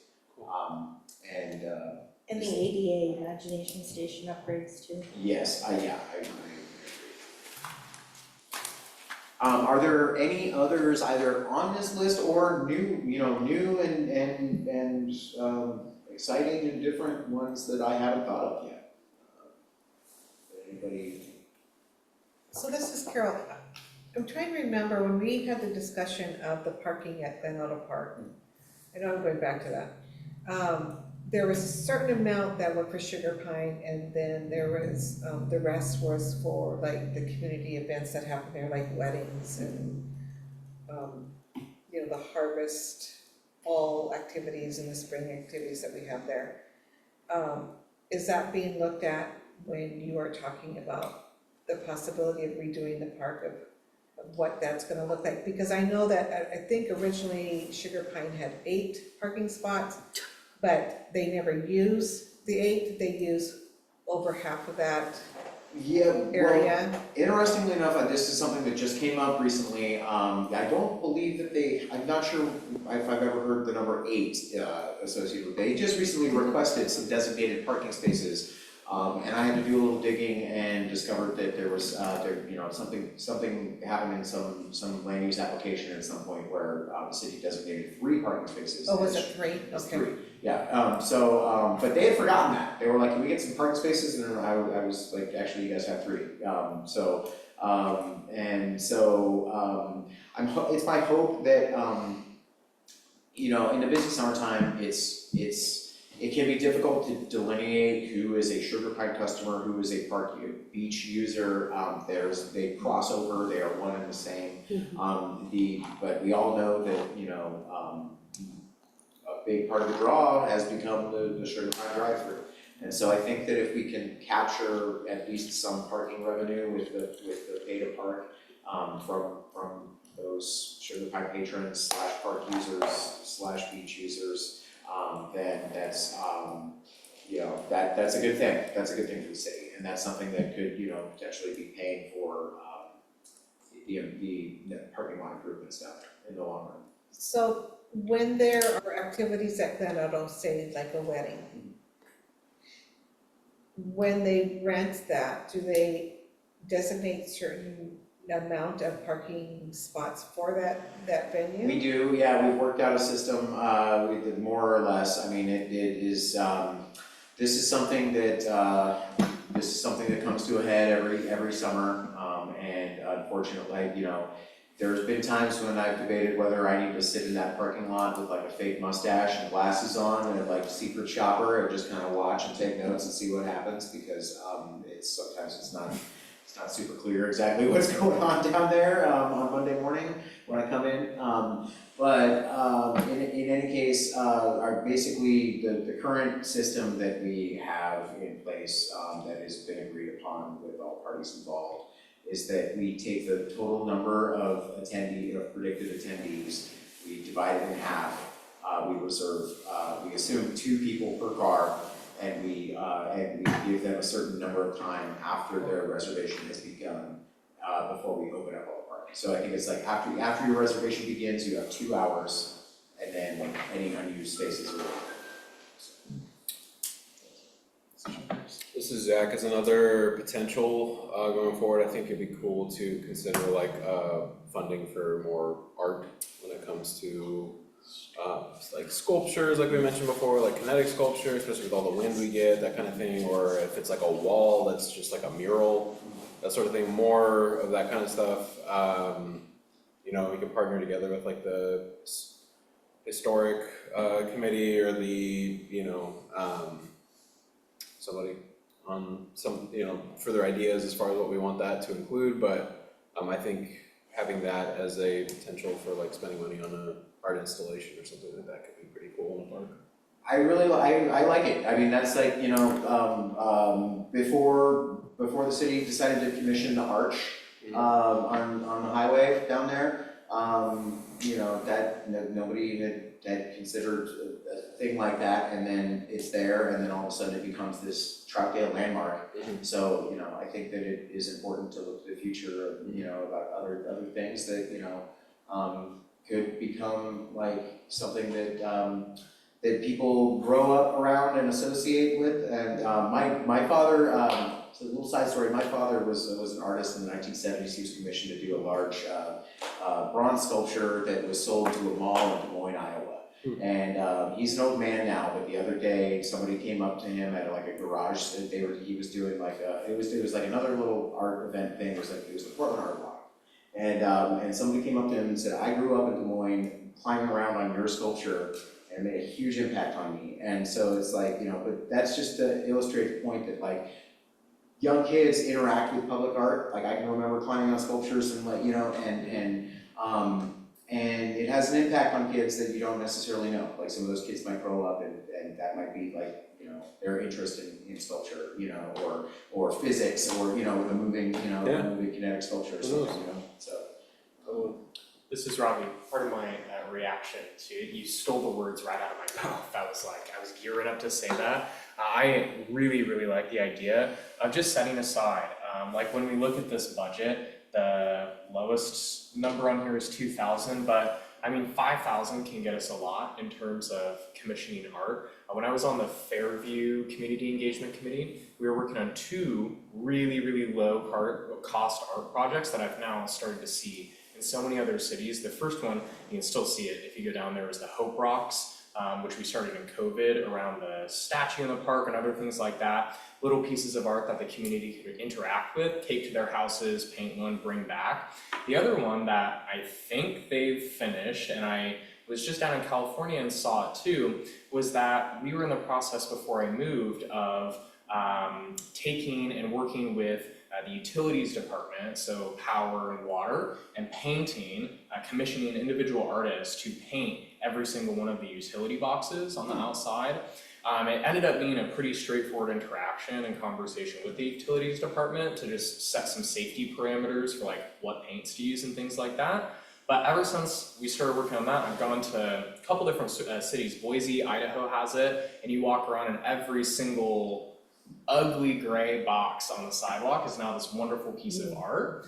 And so considering that the parks in Troutdale is this unique tightrope of parks and also kind of like public works, I'm wondering if there's any opportunity to do that, because it didn't even cost us anything. We just said, like, in the planning, we were gonna just open it up to local artists and say, do you want to paint a box? And there was no additional cost for something like that. It was just the legwork of communicating with the utilities department. So that was getting in my head, and then when you said art, I have just hooked on to your idea of the kinetic sculptures, so I am plus wanting 1,000 that. I also think that is like, you really just have to get the concrete base or something to secure it in the ground, but otherwise you commission with the artist and then they figure out how to do it. So I think that's well within the bounds of a tight budget. I think that we as a committee, we like to focus on the big things like the play structures and the parking lots and the infrastructure. But I think that like there's a lot of things under $5,000, under $2,000 that would make a lot of difference in people's daily lives and bring a lot of joy. Something that I'm pushing myself to do, looking at this budget and seeing how many huge line items there are. Like I'm gonna go home and start to brainstorm what could we just add into like a couple of our parks for $5,000? Like the bulletin boards that we're thinking about, that is not an expensive idea. Expanding the community gardens, that's not an expensive idea. I think that little things like that, if we could all push ourselves to think of less of the big, huge picture, like landmark items for Troutdale, and more as we're residents going through and looking at benches turned over. I'm going through other parks going, I wish I had a bench right here, you know, and those thoughts I think are things that we should be writing down, little improvements like that instead of massive community altering things, because we all live in Sandy Palisades and Sunrise and Helen Altus, and we all live in different areas. So something I'm gonna start doing is just keeping a little notepad of little things, little changes that we can make, because I myself, I focus on the really big $100,000, $200,000 line items, but knowing the budget committee, knowing the council and things like that, I think it's much more palatable to push for community centered but low budget items like that. Yeah, actually, that's an excellent point, Robbie, I think, and also some things like, you know, and please email me if you're ever noticing somewhere where like we need to buy some more benches, that's something that's in the, you know, that's something that's like operating budget stuff, you know, like there's line items for replacement picnic benches in there, you know, so if we need to just put some more of something that we already have in a place, like a few more, that's something that we can do easily. I think that in terms of like places to put, public sculpture, there's a real opportunity in the new Sandy Riverfront Park, where nobody is already attached to the way something has been already for 20 years or something. You put something into Sunrise Park, there's gonna be a whole host of people who are like, this ruins my view, this is, I don't want this here, it didn't look like this before and I don't like it. And but with a brand new park down there's an opportunity to put something down there, there's space to, you know, it's a blank, in some regards, it's a blank canvas, I mean, there is, you know, a schematic for what is going in, but there, you know, there's room for changes and putting something like a sculpture down there. The other thing, when thinking about places where, you know, public murals can be, we have one, and when you mentioned Public Works, we have one water tower in town with a mural on the side of it. There's a bunch of other water towers, there's one right next to Columbia Park. So, you know, if we wanted to put, you know, some big piece of public art on the side of a water tower, that's potentially something that we could talk to the Public Works Superintendent about and you know, and look at doing, so. This is Robbie, we also have a huge opportunity on the Troutdale Trail. I was just thinking about for kinetic sculptures or something like that, what better place? And you could even have it lining the trail or something like that. Do we have control over that land? Who's that? No, I mean, I'd have to look into that, but you know, but if there's just one other step involved of just making sure that we clear that with Metro and the port and getting them on board with it, then you know, then that's not necessarily a deal. You know, it's important so that Frank knows how fast he's going, if you space him very equal distances, you know, every kilometer or whatever, pace him, so. That's kind of cool. A little motivating factor, right? You get to the next installation. That's cool. Awesome. Well, All excellent ideas. I really like the public art idea. I know that's something that's come up a couple of times in here, and I think that would be really cool. This is Shelley. I also, back to the playground equipment, there was a plan in place to replace the older playground, like one a year. And I was just wondering how that was going, if it's still on track or. Yeah, it is. I actually just recently asked parks workers, you know, which play structure is next in line to get replaced. I believe that Weeden Park is the next one we're looking at.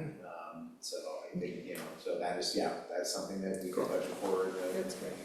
Because Whedon Park, this is Carol, has so much potential and has very little there.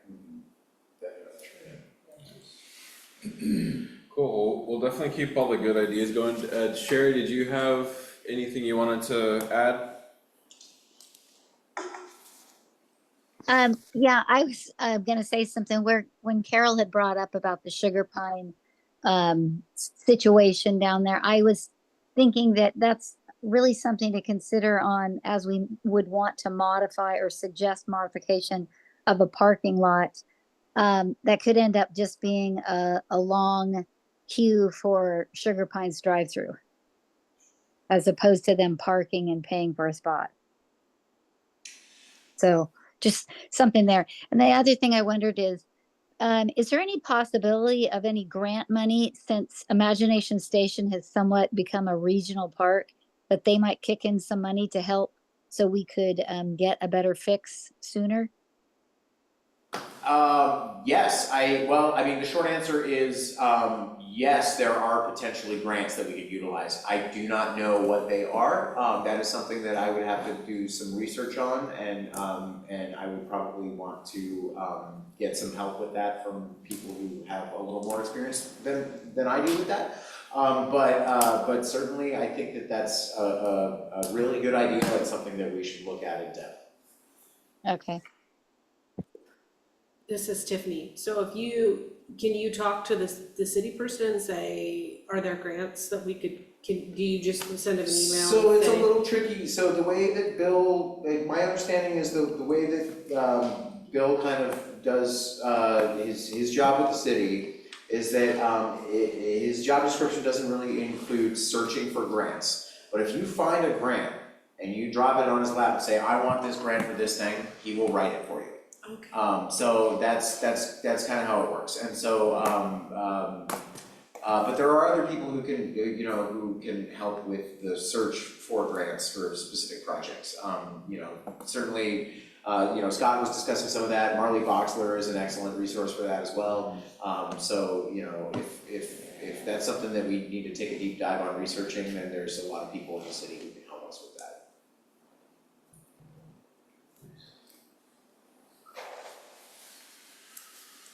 Cool. Well, we'll keep them going. I think obviously using our Parks Master Plan is a good blueprint for guidelines on what the community values as priorities. And again, even to Robbie's point, if we're not necessarily, we have one or two big things that we're already kind of setting our targets on, like it might be worth looking at some of the other smaller things that are still on the list, not maybe necessarily huge priority that we can still get some easy wins on. So yeah, I'd encourage you guys, I guess, keep looking at that. I'm gonna look over that before our next meeting too, and just see what other ongoing things we can kind of keep throwing Jonah's way and hopefully get added to the budget. We'll move on to committee concerns, initiatives, future agenda items, and closing comments. I'll start down there with Mr. Jindal. I'm gonna pass today, thank you. All right, that's good. Oh, Carol has something. So the Historic Landmarks Commission asked us last month to come and ask a question, and we have our notes last month, but we have, hopefully, we're making it up. The question from the Historic Landmarks Commission is, Jonah, whether the city has a list of historic trees that you're aware of. And are there any on there that aren't on the list that the Historic Commission has? Yeah, well, so the only list that I have seen was that one that I brought last, in our Okay. last session. So that's the Historic Landmarks Commission's list? Yeah, so I can do a little bit more research on that at community development, see if we've got any Yeah. other records on that, because, yeah, it would be good to merge those two and have Yeah, them. thank you. That would be the request from that group. Thank you. Yeah, absolutely. So that's not really an agenda item, that's just a question that okay, so I can. It's an agenda item from that committee, Okay. asking that we request if there's knowledge of any trees that aren't on that list, that we be apprised of it. Okay, so is that something that I could just email to Oh, you absolutely. I two, think so. or would everybody else like to be copied on that? Okay, all right. Thank you. Shelley? We had such a good meeting tonight, and I think we talked about everything, so I have nothing to add. It's definitely a good meeting, that's for sure, and it's, for me, it was good to get some information, like, from Kevin, on how all that digital stuff goes, but I still feel like I have to protect the elderly generation, where they don't do digital. There's some that do, some that don't. Some don't even have cell phones, they still have landlines. I know them in my community, and so I think that we still have to be aware of that community, and then trying to figure out how to niche in the younger generation. Because a lot of the youngers don't do Facebook, Right, I mean. I mean, I was told by some of the high schoolers, that's old news. You're still doing, that's old, we're on to something else, and I think it's Instagram, X and. TikTok and- Yeah, it's Sounds something like you guys different need to now. get some influencers on TikTok to do your, Yeah. go to the So, dog park and do their yeah. videos there. Yeah, One thing we might want to do as a committee is make sure that if we have something that we're deciding on or discussing that we need to reach out to City Hall and make sure it gets in the champion. Because just because we're talking about it doesn't mean it's gonna get disseminated to where it needs to be, and we need to specifically target the champion. Yeah. As a source for people, who are using their For sure. digital media. and I like the idea of having like a bulletin board where we can post activities, because sometimes when I go to visit other cities, they have this big board right in the middle of town center or at the museum, and it's like, here, this is happening, this is, the barn dance is happening, and, you know, come visit this park, and so there's stuff there. And so when people are coming into the community, I think that'd be a great opportunity to have somebody come and look and say, oh, well, yeah, I'll go to that, and, you know, get more involved, so. It was a good meeting. One of the things that I noticed while I was walking around town this last month is that the community garden up at Sunrise Park is really overgrown. There's a lot of weeds that aren't being taken care of, and I was curious, I know I was a member of it last year and I wasn't a member of it this year. I didn't get a box this year, but I called downtown and I actually got a copy of the contract that the people that were in there signed. And there's some confusion, and I talked to one of the members that was in there doing some gardening this last week. And there's confusion between the gardeners and the city maybe of who's supposed to be taking care of the outside, and there's confusion with the signage. So the signage on the outside of the garden says that they can't have power tools in there. And so if they can't take in their weed whackers and they can't take in their lawnmowers, they can't take care of any of the weeds. So the signage needs to be addressed. I actually called and talked to Pepper Ann about it. When you read, she did say she was gonna get in touch with you and talk about like updating the community garden contract for next year with like different verbiage. And I also talked to her, because the dog park group is going so well, about her just making a group for the people that have a garden plot within the garden. Cause she talks in her little contract about how they're gonna have meetings and they're gonna work with each other, and that's not happening because everybody gardens at a different time. And I made the suggestion to her, if you wanna start a group, a private group, just for the people in the garden, you could have a lot more community interaction with those people that are working in the garden. Also, the compost is taller than me full almost. Okay. And she Yeah, doesn't know that's- whether you guys, she thinks that the city's supposed to be emptying it. Really? I'll ask Jason about that. I mean, as far as I mean, Jason has always kind of told me that that's supposed to be people who have garden plots taking care of that. So I'll double check on that. It sounds like we need to review that. Certainly the no power tools thing could be, I mean, I could see that because of noise pollution, like you don't wanna bother somebody working in their garden next to you with like, you know, making a bunch of noise with power tools. I don't think the that other they thing would is- mind, cause some of the weeds are like above your knees in So the there. other thing is maybe just liability, and maybe it just needs to be changed to use power tools at your own risk, you know, or something like that. But anyway, I will get in touch with Pepper Ann and I will. She also I will said do she that. has a contract with the guy next door, that she has a copy, she's supposed to get a copy of it. Okay. There was a contract with him about what he was supposed to be doing, so that was an interesting thing to hear too. Cause I don't know if he was gonna get to use the water in return for mowing around the outside of it or keeping the weeds down around the outside of it, Oh. which is, it's just not happening. Yeah, It's out of okay, control in there. So okay. that was just something I wanted to mention.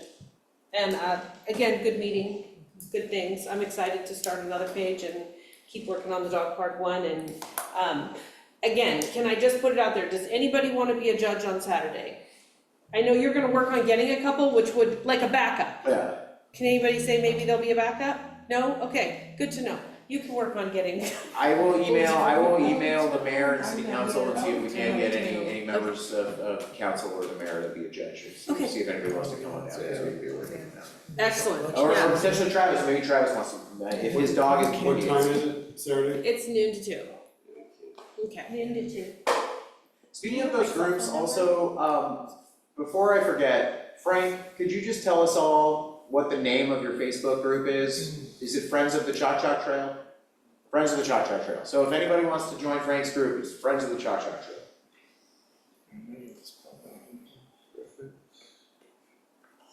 All right, Robbie? Yeah, there was one thing that I wanted to fact check myself on from last week. If you remember, we were talking about the King's Byway, Greenway, and I was hallucinating, I guess, and thinking that there was no trespassing signs. I went back and there's not, so Men in Black wipe that from your memories. It doesn't exist, and it's a very nice park that I definitely thought was somebody's backyard. So maybe if there's a way to get signage up that says, "Hey, this is legal. You're not going to get shot. This is a private forest." That's kind of what I was talking about with just updated signage, if that is gonna be a continuation of the trail, like that, we could put that little brown trail sign on a mile marker or whatever. It definitely looks like, because you go in from the cul-de-sac and turn directly like towards somebody's house, and my wife was like, "Are we supposed to be back?" And no, it's okay, it's okay. We do need a sign at the top. The bottom is pretty well signed. Yeah, next the to bottom's pond there. fine. Yeah. That pond down there is, I need to check on the status of this, but I believe there is a major sort of remodel, retrofit sort of thing scheduled for the Stewart Ridge Greenway pond at some point in the future. Yeah. So. Good plans. The other thing, really quick, that I wanted to ask too, that my wife thought up, was we were biking on the Choctaw Trail, and she said, "There's no sign." Is there gonna be a sign? That says this is the Choctaw Trail? Yeah. or Yeah, so I do have some signs on the way from Metro that are like some, that are basically like, not rules, but suggested, etiquette signs. Now, I guess, that's something that I should ask about. I mean, it seems to me that we named the trail, we can put a sign up down there saying that this is what the name is, so, I don't know, Well, so I need to ask permission for that. There was a post in the community group where somebody was like kind of making fun of the name and Yeah. going like, "Chalk Chalk, what does this stand for? Chug Chug? Like teenagers can be in there drinking?" And we're like, "No, it's a biking path."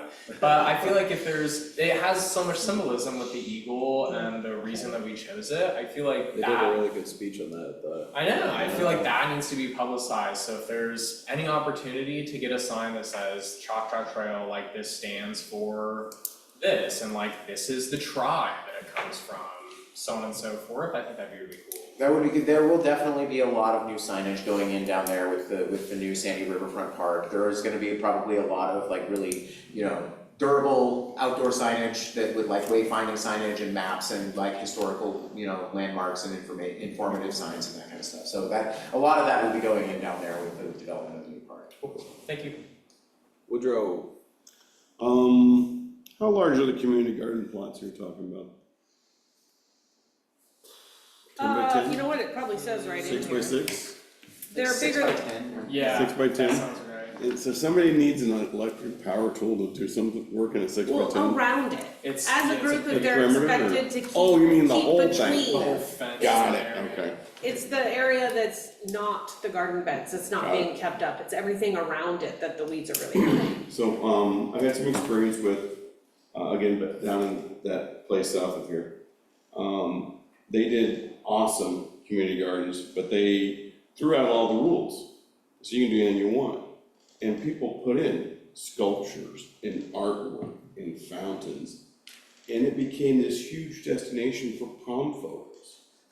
Because it had so much cool stuff going on, and I they don't just. think there's enough space in there for Well, that. they were 10 by 10 plots, right? And it was just really, I mean, anything and everything, and you could wander through it and really An art push. garden sounds cool, but Pepper's pretty strict about wanting vegetables and flowers and Sure. things in there. Oh, absolutely, but and, it's a good idea for more though. yeah, it was Yeah. just phenomenal. Seriously, the prom season was just packed with limos and photographers. It was so much fun stuff, and they did like just little chairs, little benches and stuff, really cool stuff. And and I'm glad we got the Chalk group. All right, so along the levee, right? So I guess that's, they're gonna be retiring some of the equipment. Is there anyone that's gonna look out for that? Is that something that we can use for historical purposes and put in a park somewhere? And, you know, if they're gonna retire some of those pumps and replace them, it's an educational and learning opportunity. Pull them out, put them on a concrete platform, put a sign up. This is what protected Troutdale from these types of floods. That's a cool idea. It's definitely pretty cool from a public works perspective, if I can note that. And I'm not for certain if they are in condition, whether you can set them out, and I don't know. But it's just, I don't know who to talk and who to bring that in. If they're just gonna throw them in a landfill, or if they're just gonna dispose of them, it's history, and it's also very educational, I think, so. Yeah. Something we can, I don't know who to start knocking on doors or something, I guess. Yeah, I'm a really timid, shy person, so I don't know if I'm gonna be any good at that. I'm not sure what agency would manage those, I guess. It's was it Army Corps of Engineers, I Oh, thought. yeah, right. So, and then they have the flood control districts too, but it should be something interesting to do. And then this is more of a question, is there any astronomy themed parks? Is there anything to do with like, you know, observatory type things going on nearby?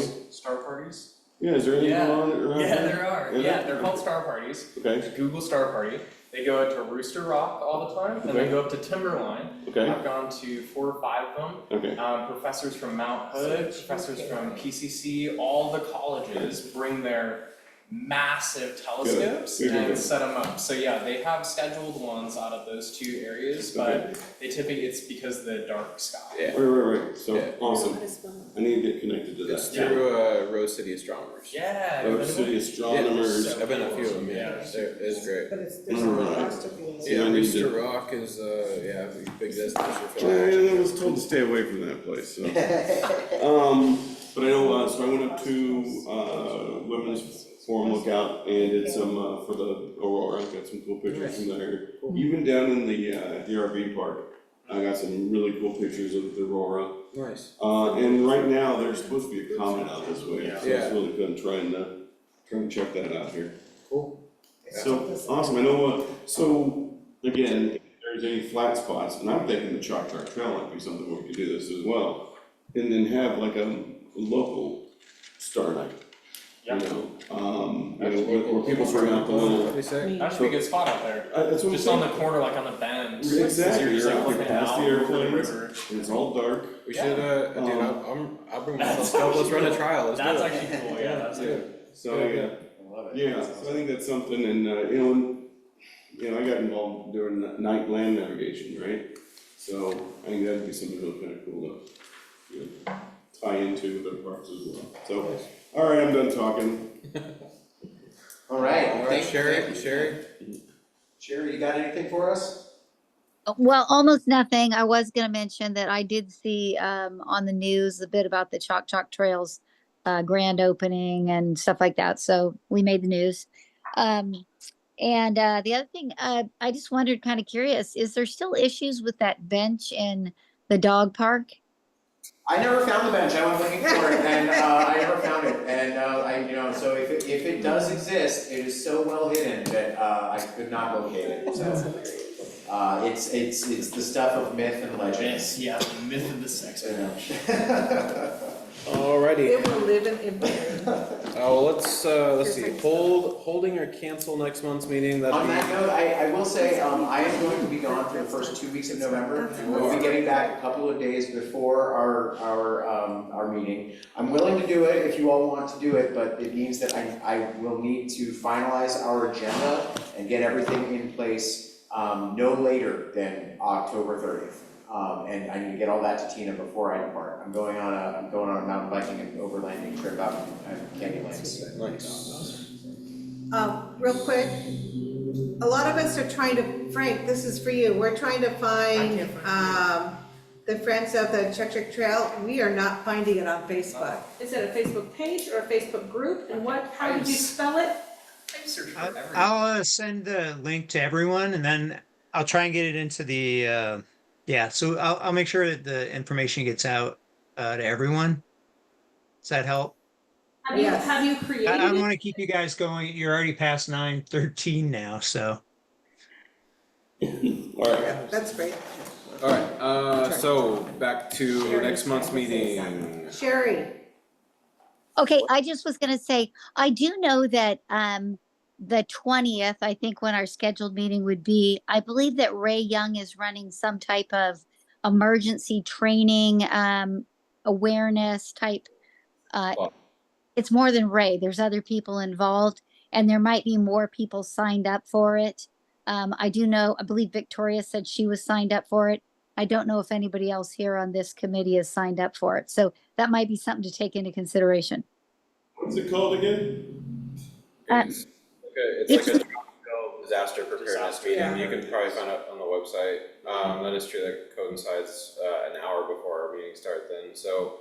I mean, if there's nothing pressing, maybe we should hold off until December 18th if most people are gonna be in town. So if we can just approve these minutes via email, once everybody has a chance to review them, then I can send you a PDF to just sign. Okay. That works. That should be fine. Yeah. Let's have a deadline for that, maybe. Again, the 30th, I'm gonna be gone after that, The so. 30th yeah. of October? Yeah. Okay. so no parks meeting next month. So if you haven't heard from people by the 30th, Jonah, you're assuming everything's fine. Yeah, we're just gonna go with that. And you send me the PDF and I will. I've been in that position and I'm not doing it. Okay. Alright, well, we will postpone until December 18th before Christmas time there. So that'll be the next meeting. It's crazy. All right, well, thank you. I want to thank again, Scott, thank you so much for joining us today, and information on the bridge, much appreciated, and the skate park. And big thanks to Kevin as well, so. Yeah. All right, Very much, thank you. I'll take a motion to adjourn. this is Carol, I make a motion to adjourn, it is 9:16. This is Shelley, I'll second. All in favor? Aye. Aye. Opposed? Good night. Alright.